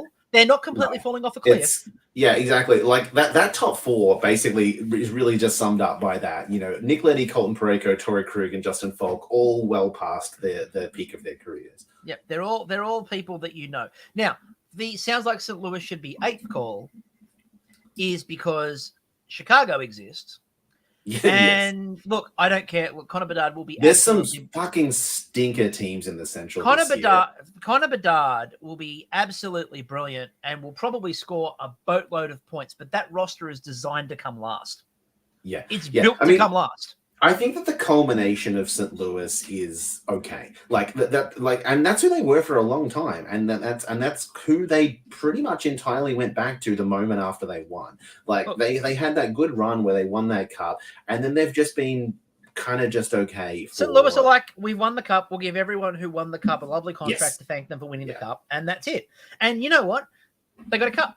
So they can do that, and good for them. It's like what Washington did. Washington won the cup and went with 1-1 now. Cool, everyone have a contract. I think Chicago are going to be terrible, but I think Connor Bedard will keep them from being the worst team in the league. My big difference with yours is I think Winnipeg are terrible. Look, I also think Winnipeg are terrible, but I also know that they have Connor Hellebuck and like 3 or 4 good players who will keep. And I think that they've been terrible for some time, but they've had those guys to keep them afloat. And I just couldn't see a situation. I couldn't see a reality where that much has changed previous to what they had previously. I mean, my situation involves one of my predictions, which might involve one of those key players no longer being in Winnipeg. But that obviously changes the arithmetic significantly. I just feel like one of the sleeper teams, like there are very obviously bad teams. Yeah. Very obviously. By the way, I think Arizona will be a lot better than everyone thinks this year. They won't be great, but I think they'll be a lot better than everyone thinks they're going to be because they're giving the time to all those prospects, and I think they'll take a few steps. But Winnipeg, if you go down and look at the Winnipeg roster, right, just look at it. It's not, again, there's a lot of teams that are really, I used to like saying about Vegas, and even though they won the cup, I still sort of believe it. They roll a bit like an egg. Now, Vegas fixed a lot of that up by Jack Eichel, which fixed a lot of problems they had. Yeah. They are really poorly constructed from a balance perspective, Winnipeg. Like, it's not well balanced the way that roster looks. And I think they have a decent top six. They've got a decent top six, but how many of them hate each other? Literally, part of the problem with Winnipeg, is who likes anybody in that dressing room? Who likes the coach? The coach. I'm not going to go to bat for Winnipeg for sure. Like, let me clarify this division rankings, because obviously we don't put points or anything on this at this point in time. I only have 3 teams from this division. Yeah, you think it's terrible. That's Dallas, Colorado, Minnesota, and then a big fucking gap. And then, like a 15, 20 point gap. And then, Winnipeg, St. Louis, Nashville kind of in, Arizona, all in that kind of murky. Like, I wouldn't be shocked if there was like 5 to 8 points difference between Winnipeg and Arizona in this, and then like a fucking another 20-point drop to Chicago. I think the last game of the season, will determine draft order for about 5 of these teams. Like, it's going to be that close. Yeah. I think the other thing is too. There's a lot of comment about the arena taking a lot of effort away from the season. I don't think they know. I don't think they care. Like, the players literally don't care, because if you've been in Arizona for any length of time, this has always been a thing. So I think that too many people put too much stock in the arena thing for the players in Arizona. I don't think it bugs them as much as you think it does. I don't think they care. They like the environment. Like, they like the environment in Mullet, right? They would like to be playing in front of more players, but they like the environment that they're playing in. And like, they don't get worried about what the hell's happening off the ice in terms of what site they're developing in Arizona. And they're going to develop a new site that's coming. Hoping to talk to PHNX Sports. Yeah, like it's a few years away, obviously, but in the meantime, I don't think the arena has the slightest bearing on like either the size of it, the number of people in it. I don't think it matters for Arizona. I think that you've also got to think about it. A large percentage of their players are like young, just coming into the league, and a lot of them are used to playing in like college style arenas. It's fine for them. Look, I have Arizona that low because they're not that great a team overall, not because of where they're playing. No, I don't think that's got to do with it. I think the thing that I want to talk about though with the Central is like, you have Nashville at 4 and like making the playoffs in your predictions. The thing for me with Nashville is I just don't know what to expect with them, because this year in Nashville it's like Forsberg, Yossi, and the kids. Like that's kind of their entire roster. Like, they brought in Ryan O'Reilly to be their top line center, who was fourth line center on Toronto by the end, basically. But yeah, and there's just like a bunch of dudes there who theoretically might be good. I just don't know. Like Cody Glass is their second line center. I like Tommy Novak. I like Luke Evangelista, Parsonen, Trenin.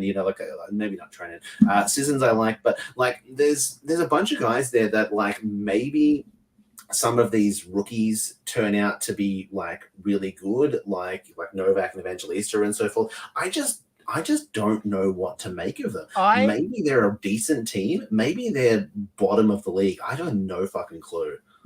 Part of my thing with Nashville, I mean, look, I already said, I think the major part of my thing with Nashville is that I think that UC Saros is about to stand on his head. But the other part of this, that's the big thing that changes everything, really. But the other thing that I think is really fascinating, and where we haven't talked about it yet, is that you have a brand new everything. You have Barry Trotz now in the big chair with $7.5 or almost $8 million in cap space still to play with.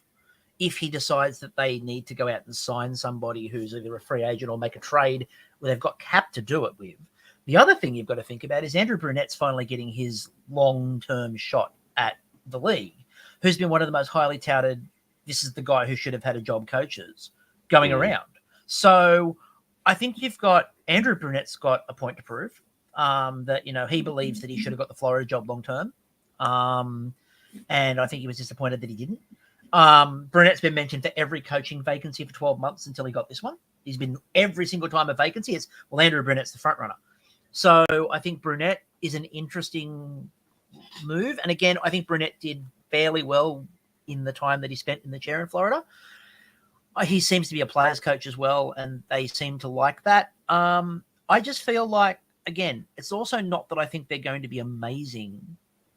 That gap, as we said, between third and fourth, and then fourth to seventh is really a flip. And again, I just think that of Nashville, St. Louis, Arizona, and Winnipeg, I think Juuse Saros is going to be the most reliable, consistent goalie out of the four of them. I'm kind of banking on that because I have him in a couple of fantasy leagues. But like, you remember when Nashville's D used to be like one of the best? It was a beast. In the league. That was a beast. After Roman Josi now, their decor is Luke Shen on the top pairing, Ryan McDonough, Tyson Barrie, Dante Fabro, and Alexander Carrier. That is fucking putrid. It is. Basically, like, they're on Nashville right now. It's Forsberg, Josi, and Saros. You take away those three guys, and they're the worst team in the league. Oh, if they get a major injury to one of those three, their season's absolute toast. Yeah. But I am relying on the idea that Juuse Saros is going to have a perfectly healthy season and absolutely steal it for them. Yeah. Remember, I'm talking myself into putting Arizona above Nashville right now, to be honest. Like, I'm looking at this list and going, Jesus Christ, they're bad. No. And look, as I said, I think it's a flip. Those ones are all a flip. Yeah. I will stand by the fact that I think that Winnipeg is the worst out of all of those, though.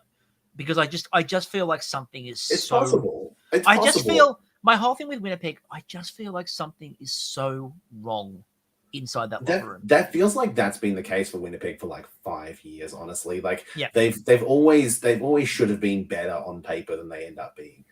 And they keep talking about the idea of, Scheifele's going to go eventually. Well, he's going to go eventually. It's got to come at some point. Anyway, moving on, because let's get to the Pacific. All right, we've got the exact same top four.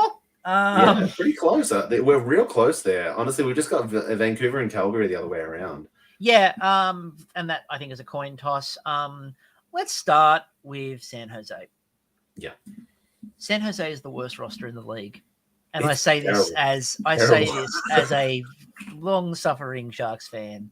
Yeah, the San Jose. We had a conversation yesterday where we were talking about players, and Brendan messaged me to ask about who was going to quarterback the power play.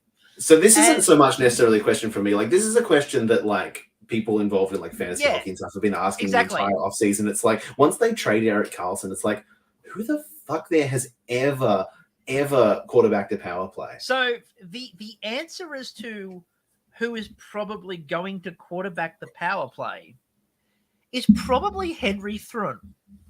Yeah, so apparently when they got Jan Ruda in the trade, that like when they did like the Karlsson trade, like they asked him like, hey, have you ever can you quarterback a power play? And he's like, oh yeah, I guess I kind of like did it in junior or whatever at like one point in time, and like because like that was trying to look around for it. Obviously, they've got a prospect coming in. Theoretically, maybe Thrun will be that, but otherwise, it's like, holy shit. So to give you an idea for people who we've talked about how bad defensive calls are. And at the moment, Thrun is not even listed on the defensive core. He's still listed down with all the prospects, as is McMadulan. But I think they're actually going to leave McMadulan out for the first half of the year, so he's not suffering.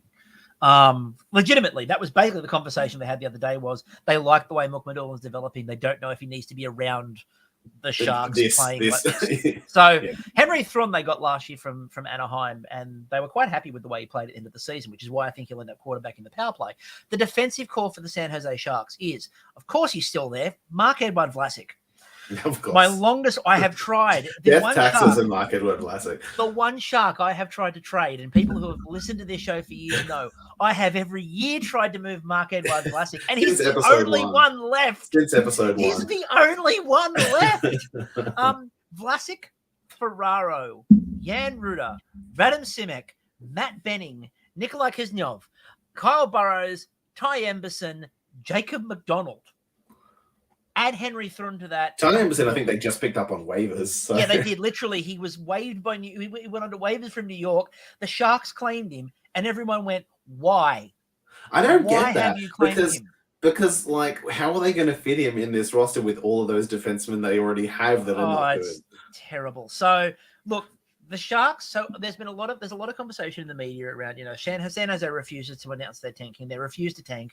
They're hybriding this. No, they're damn well tanking, but they can't say it because Hasso-Plattner wants people in the building. A real good way to tank is to have a terrible decor and have like randos starting in goal for you. Look. Look, of all of the things that they have in net, I'm actually comfortable with the net situation. It's actually not as bad as I thought it was. Kevin Karkinen and Mackenzie Blackwood. I mean, they at least had like potential at one point in time. I think the plan. I think the plan is to great, but I think the plan is to move Mackenzie Blackwood at the trade deadline. I think that's the plan because they've got him for an extra year as well. I think that's the plan is that he's okay enough that a playoff contender goes. We need some depth, but. Yeah. The Sharks, basically, I would anticipate, even though they've got modified no trades and no moves, I would expect that either Logan Couture or Thomas Hertl goes before the end of the year. I feel like Logan Couture and Dallas makes a lot of sense. Yeah. But that's hard for Dallas to work, but we'll see what happens there. The rest of it, like Anthony Duclair, Mike Hoffman, again, these are people that have been good. But Fabian Zetterlund is decent young. Philip Zadina, I'm so pleased we've got Zadina, and he's looked good so far in preseason, but it's preseason. William Eklund is going to get a run with the team this year because he is probably our best player. And he really is very good. And they've tried to spare him from the mess, but I think it's time to bring Eklund up and give him a full year. He was our player of the year last year, despite the fact he only played a third of the season. Outside of Carlson, it was him. The thing is, San Jose, in terms of the prospects coming through, they've actually done a decent job of restacking the cupboard.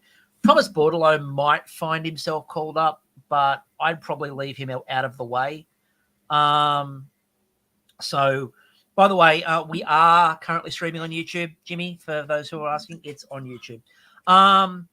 But in terms of what they've got in the system, Ozzy Weisblatt, Philip Beidstadt, they've got some really good young players coming through, and that doesn't take into account Smith and who we got in the last draft.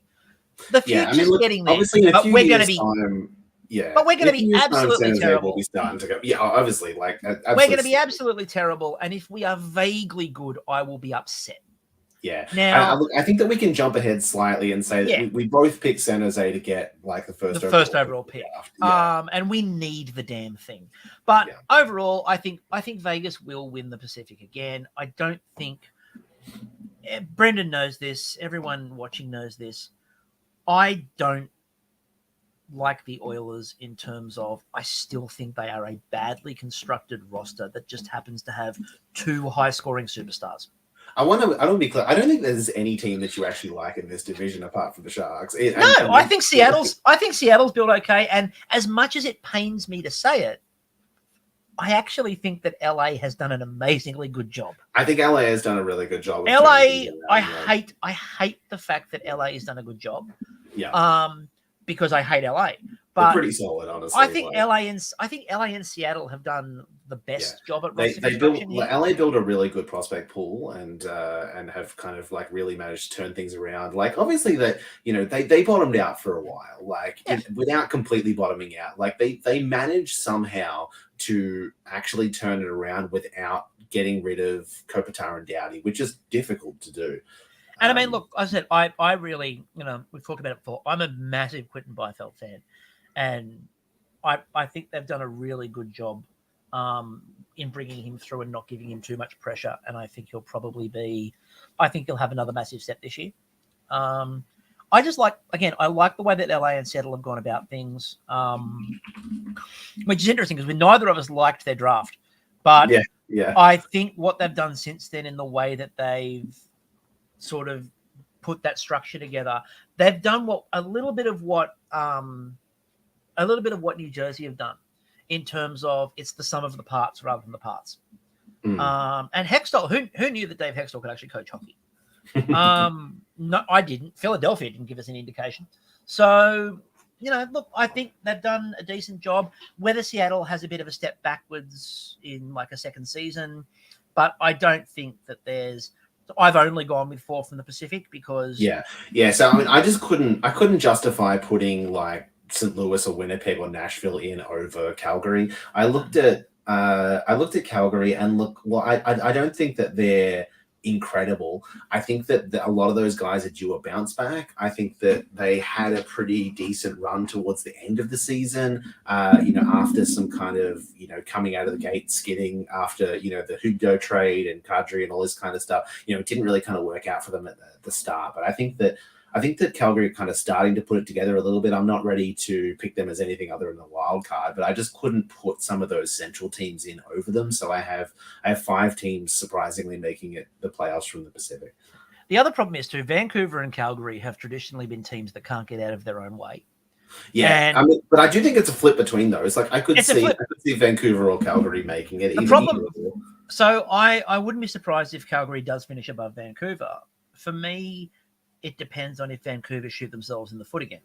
And they seem to, every time they look like they're getting themselves out of trouble, they do something like go out and sign JT Miller to a ridiculously large contract for a long period of time, for a massive amount of money. Like it's they can't seem to stop themselves. And I like Vancouver's top end better than Calgary, but I like Calgary's bottom end better than Vancouver. Yeah. Vancouver has that same thing where after Quinn Hughes, there's just like nothing there on the defense.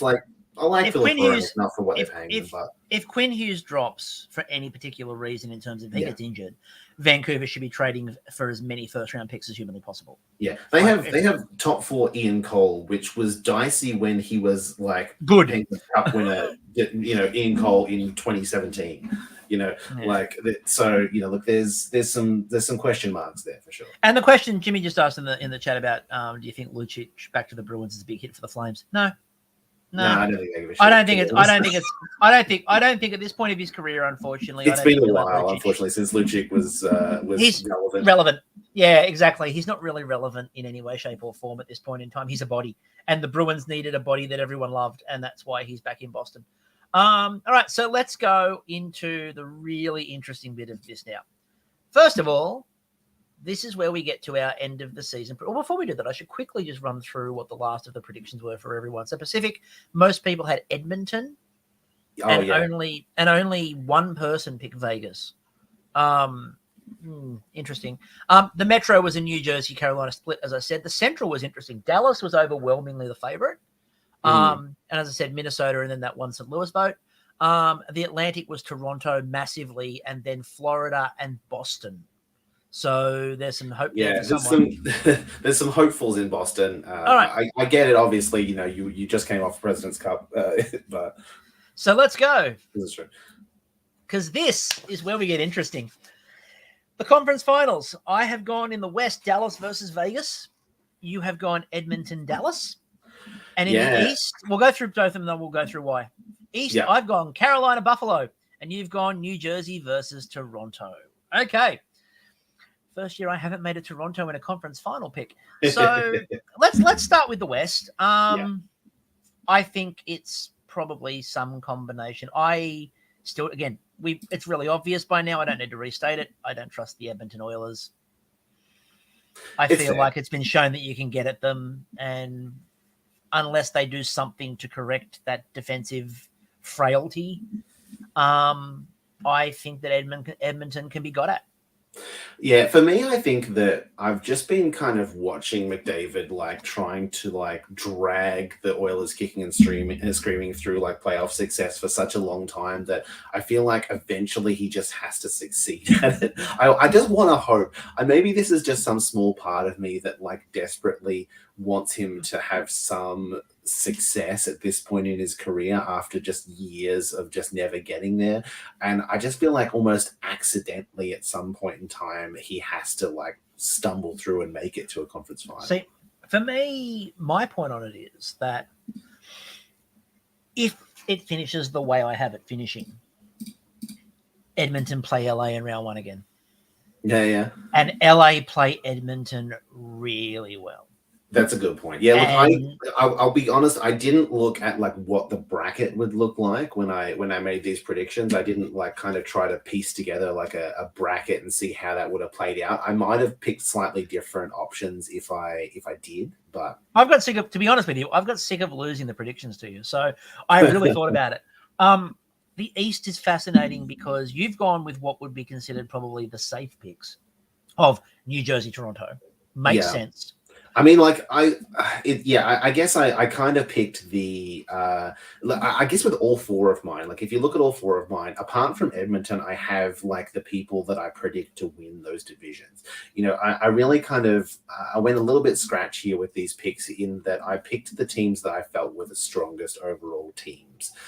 Whether or not, you know, taking into play like account playoff voodoo and teams that, you know, can't get it done, all that kind of shit. I didn't think too much about that. I tried to just kind of, you know, pick the strongest teams. The difference I went with Edmonton over Vegas is that I felt like Vegas having just won and having that, you know, deep run and all that kind of stuff maybe just wouldn't have the legs in them to make it that far again. You know, it's very hard to make the cup final 2 years in a row, and like I think that I just kind of had them faltering because of that, and that's why I didn't pick them in those top four. But New Jersey, I felt like was the strongest team in the Metro, and Toronto, I felt was easily the strongest team in the Atlantic. So, again, part of the thing with me with Edmonton is I agree with you on your logic in terms of tiredness, except in Edmonton, you only need two people to be tired. Yeah. And if they're tired and if they're worn out from maybe, I don't know, carrying an entire team on their backs, that's true. That's going to... I absolutely see that logic. You can't play them for over 25 minutes every single night because you need to play them. And have them get into a playoff situation and have them run through the playoffs like that. The only thing I will say to that is, they might be the only two players in the league that you can. Yeah, but we've seen them do it before and try to get through that. We've also seen it where it has broken them before. We've seen McDavid get injured. We've seen it happen. So sure. The East for me. Yeah. So the East for me involves a couple of things. First of all, again, I looked at the playoffs, and as I said, I have Toronto playing Tampa. Yeah. And I have Toronto playing Tampa, and by that point of the year, I think it will be a fairly fit and healthy Tampa, and I think you'll probably also have Steven Stamkos over whatever strop he's currently throwing. And also, who knows who they will have rested for the entirety of the season to bring back in the playoffs. So, like, that could be really interesting. I think Buffalo may have, if it pans out the way that I think it will, I think Buffalo will walk over the top of Florida. I think Carolina will easily push past, you know, whoever they're going to end up playing. And I just feel like Carolina has a little bit more experience than everyone else. And they've got players who have been a bit more experienced in other situations, not even necessarily in Carolina. I think Brendan Moore's good. And I just feel like New Jersey's time will come. Yeah. I think it might be one more playoff run away. Yeah, I'm not sure that it's yet. Like, that's the thing. Like, you know, obviously for them to actually make the playoffs and go deep or whatever, like, I probably went a little bit bold with picking them to go that far. I mean, you can say that, but I picked Buffalo to make the conference. Yeah, that's true. So. I mean, like, I think we both went. The interesting thing, I think, is that we're at a point now where I don't think that there's a real obvious favorite. I don't think that there's a team that people are screaming at, like, how could you not pick? There's no Colorado. X team, you know, like this, you know, this team's clearly the obvious head and shoulders team that's better than everyone else or whatever. I don't think that we've had that. And I don't think we've really had that for a couple of years. And I think that's a good thing in terms of, you know, all of these other teams are kind of becoming relevant that haven't been relevant for a long time. It's exciting that we're talking about teams like New Jersey and Buffalo, who have been awful for a long time, being potential contenders. One of the biggest weaknesses for the NHL is the reason this has happened. The reason why this has happened, and this is something that, you know, none of us really want to hear because we don't want it to be true. But the fact that the salary cap screwed up post-COVID is what's made this happen.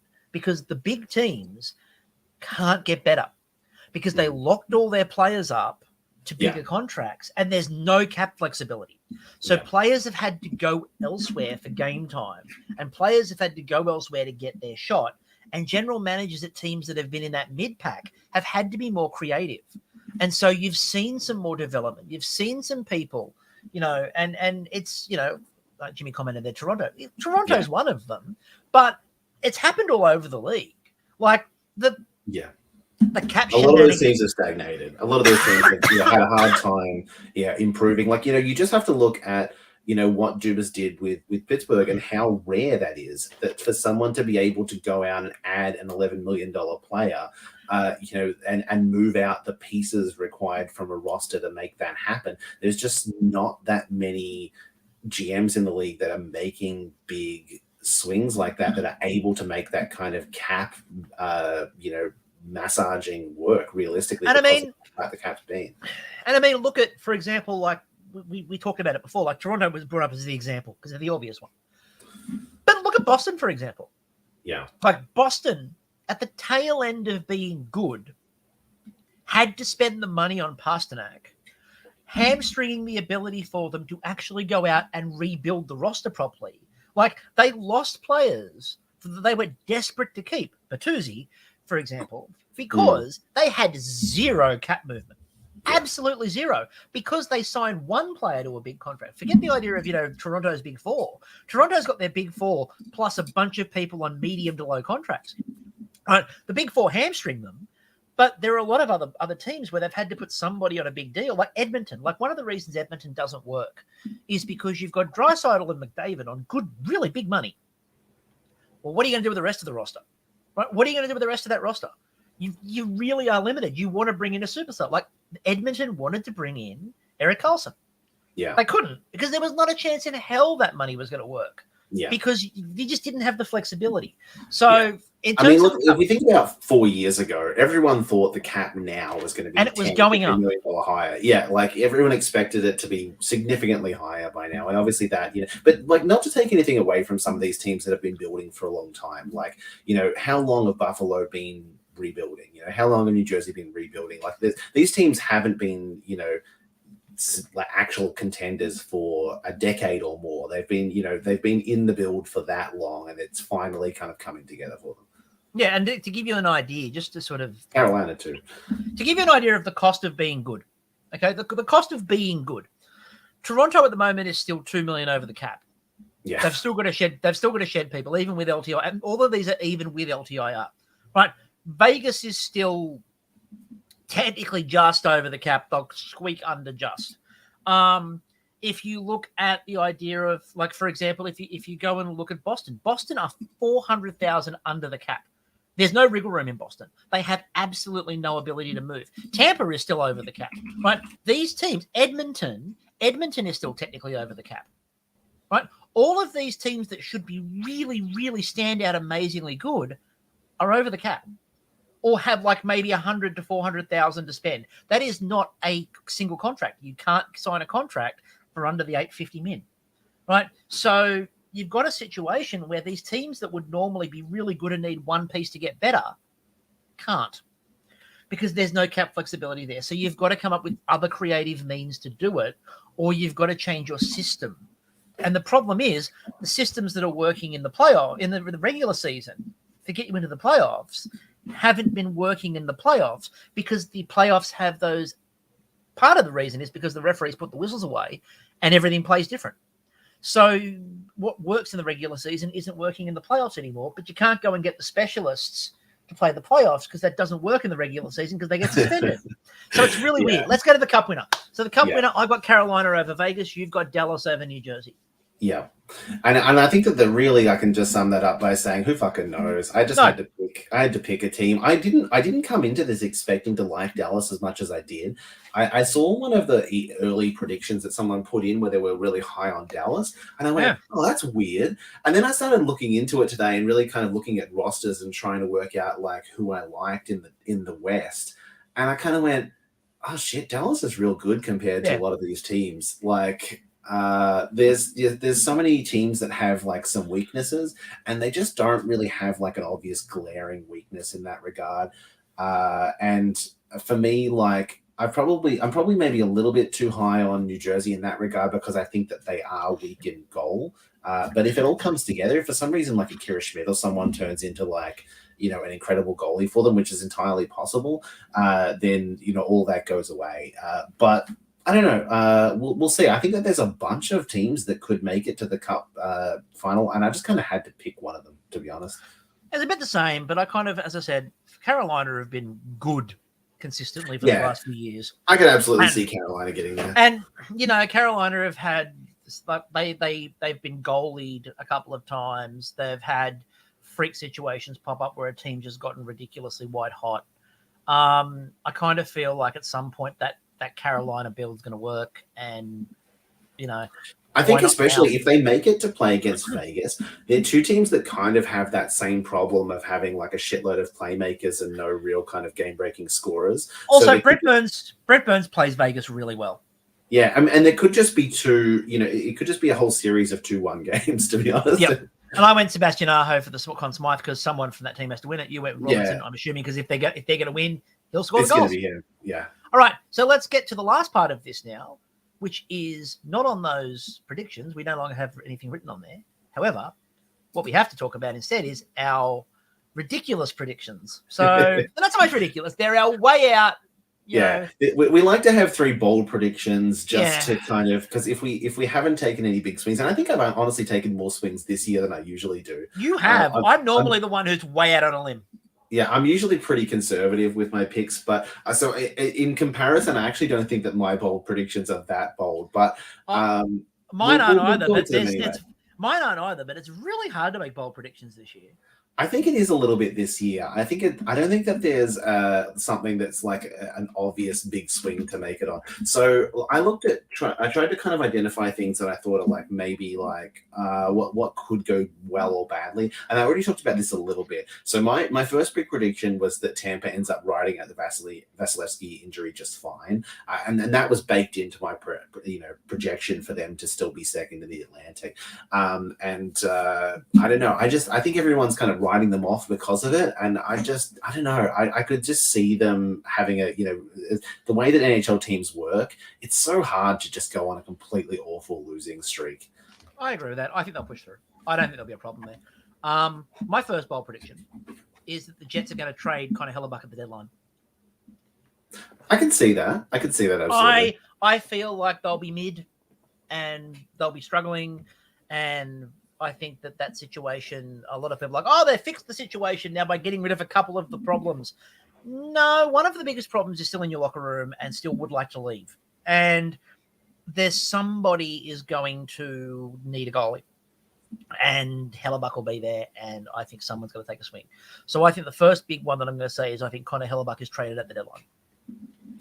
That'd be cool. It's so rare to see a big goalie move, but I hope that might be the case. So this one's maybe my least bold of all of them, but I do think that the Penguins make it back to the playoffs, but only make it to the second round. I can't see them realistically. Like, it would be amazing for them to go on a dream run and go deep. And the Metro is just so good. I think that they might like knock out a team. Like, let's say they end up playing like New York or someone. I could see them winning, but I just can't see them getting deep. I can't see them getting past that second round. Oh, I think Chris is frozen on us. Oh no. Well, hopefully the rest of you guys can still hear me. While I wait for Chris to come back in and he talks about his other ones, let's talk about some of the other predictions that some other people made. Oh, Chris is messaging me. Yeah, all good. So some of the predictions that people made from the group was Quinn Hughes breaking 90 points. I think that's pretty bold. I'm not sure that the math for that necessarily works. Like, that's pretty historic in terms of the points that he puts up. My prediction for him is probably closer to something like 70-75 for this season. It would be incredible if he did that. That would be awesome to see. I would love to see that as someone who owns Quinn Hughes in a dynasty league. I would love that. One person predicted that Connor Bedard doesn't have a breakout season. I don't know. This feels like a real hipster thing to me, of people just like wanting to naysay the next big player. People did this shit about Connor McDavid. People just like hating on the new kind of superstar kind of guy. I don't know. It's just not a fun prediction for me. I want him to be good. Like even if he's on a team that I hate, I would really like him to just be an exciting player to watch. Leafs make it to the conference final and lose in 4. That would be interesting. I think that honestly the thing for me that makes me kind of like hesitant about this one is I think that they would see that as a success. Like if they make it to the conference final and get swept, like that's a step up from where they were previously. You know, that I don't think that's necessarily a bad thing. I can see that happening theoretically. Someone honestly, I think this may be the biggest bold one that I've seen is Blackhawks make the playoffs. I think that they have a more chance of finishing last than they do of making the playoffs. Honestly, like if you look at like the predictions that we made about the Central, you know, they have to be better than, I don't know, could they be better than like Seattle, Vancouver, Nashville, St. Louis? I don't know. That's tough. That's a real tough ask for a team that literally is like Connor Bedard and just like a bunch of dudes. Let's see if I can get Chris back in here. He has asked me to add him back in, and I don't know how to do that, and it is terrifying me. Let's see if I can. While I wait for him to explain how to do it, another bold prediction: Knights out in the first round. I could absolutely see that happening. We talked about the fatigue that teams have after winning the cup. Like that's probably more likely to happen than them going deep again, realistically.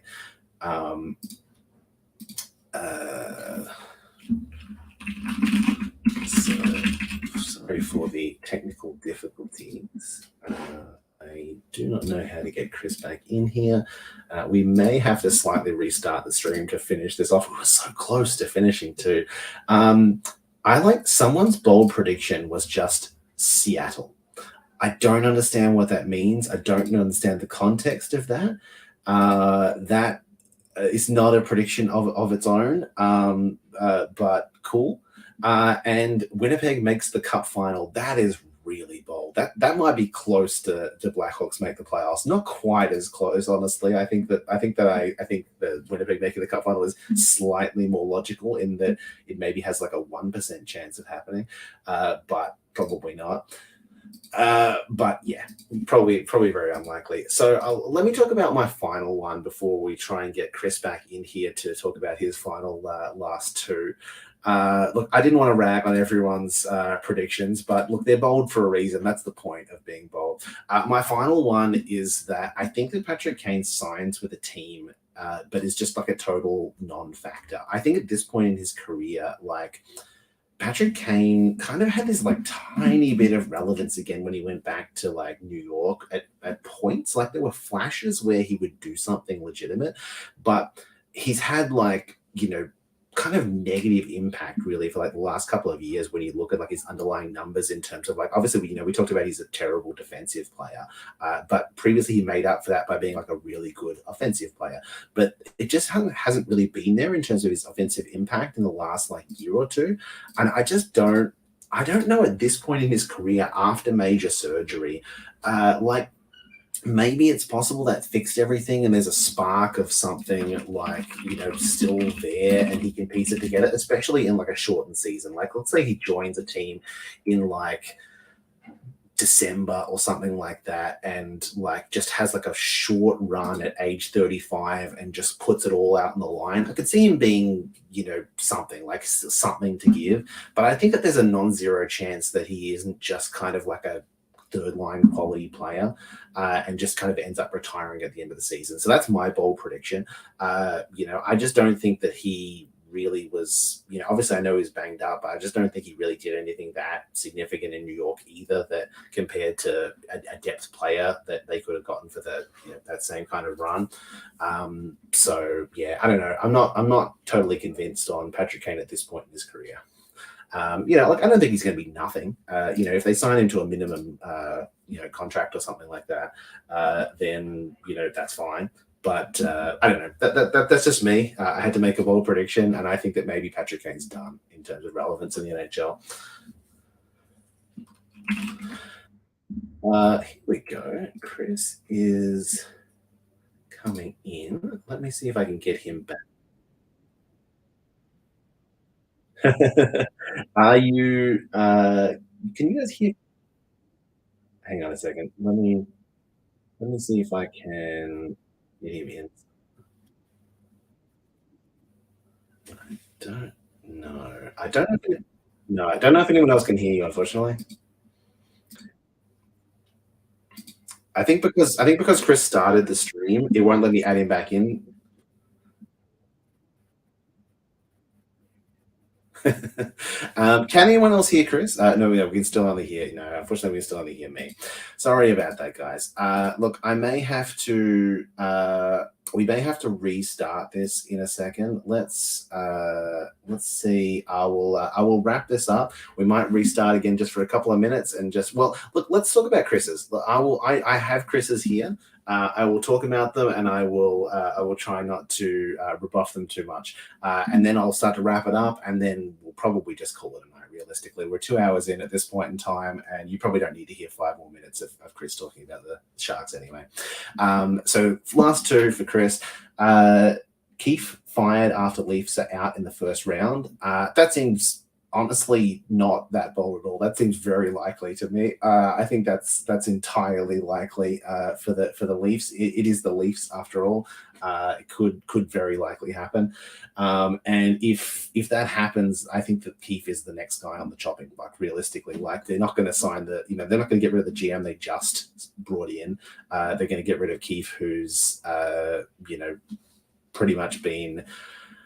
Had a question mark over him when the new GM came in. When Dubas left and he came in, it was always, it was a question mark of whether he would stay. Like they've got that bullet in the gun to when something starts to go wrong to get rid of him. I think that's absolutely the move that they would make if they went out in the first round again. Oh, look, we've got Chris back. Wow, it's amazing. Sorry, everybody. No, the my internet provider decided to kill the internet for 5 minutes, which is great. It's exactly what you need in the middle of a podcast. So to go through my prediction, because I was listening the whole way through. So first of all, with my just back to my first bold prediction there as well. So we'll start with the Leafs one. So my Leafs prediction about them going out in the first round is I don't think the roster's built properly, and I think that they've got enough to get them through the regular season because that's all good. I don't think that the Ryan Reeves, etc. build works. So what do you mean? It's totally worked all these playoff teams that he's been on. I don't believe that that's going to work. So I kind of feel like the Leafs will go out in the first round. They'll lose to Tampa, and that'll kind of be the end of it. The other thing, just quickly on my Jets trading Hellebuck at the deadline, because I had another point to make on that before my internet died. And the other point that I had to make on that was that next year the cap goes up significantly. Whoever trades for Connor Hellebuck will have the opportunity to extend him. So that is the other reason why I think the Hellebuck trade is going to happen. My last one of the big predictions, Lou Lamoriello is going to announce his retirement. I think it's time. I think he's treading water in the island, really. Yeah. He's not having an impact, and I can't see him wanting to just fade out, and I can't see him wanting to try to keep pushing. I think he's done. And I think he's been done for a while, honestly. Like with some of the deals that he's been signing, I just feel bad for whoever comes in and replaces him. Like some of the long-term deals that he's made are just going to hamstring whoever takes over for the next 5 years. Yeah, they're utterly horrible. So I think that Lamoriello's done. Overall, I think the problem is it's very hard to make bold predictions this year because there's no room. Normally, there's the ability. Normally, you've got the ability to do it. I think the other big thing, too, is I don't think there's going to be that many massive moves because next year's the cap year. So I think that there's a lot of teams that are standing pat. And I think all of the big things, I think we're going to have a bold predictions segment before the draft next year because I think we're going to see a ton of movement before the draft. But I don't think it's going to happen in the regular season. I think everyone's playing this season out with eyes on a $10 million cap raise next year.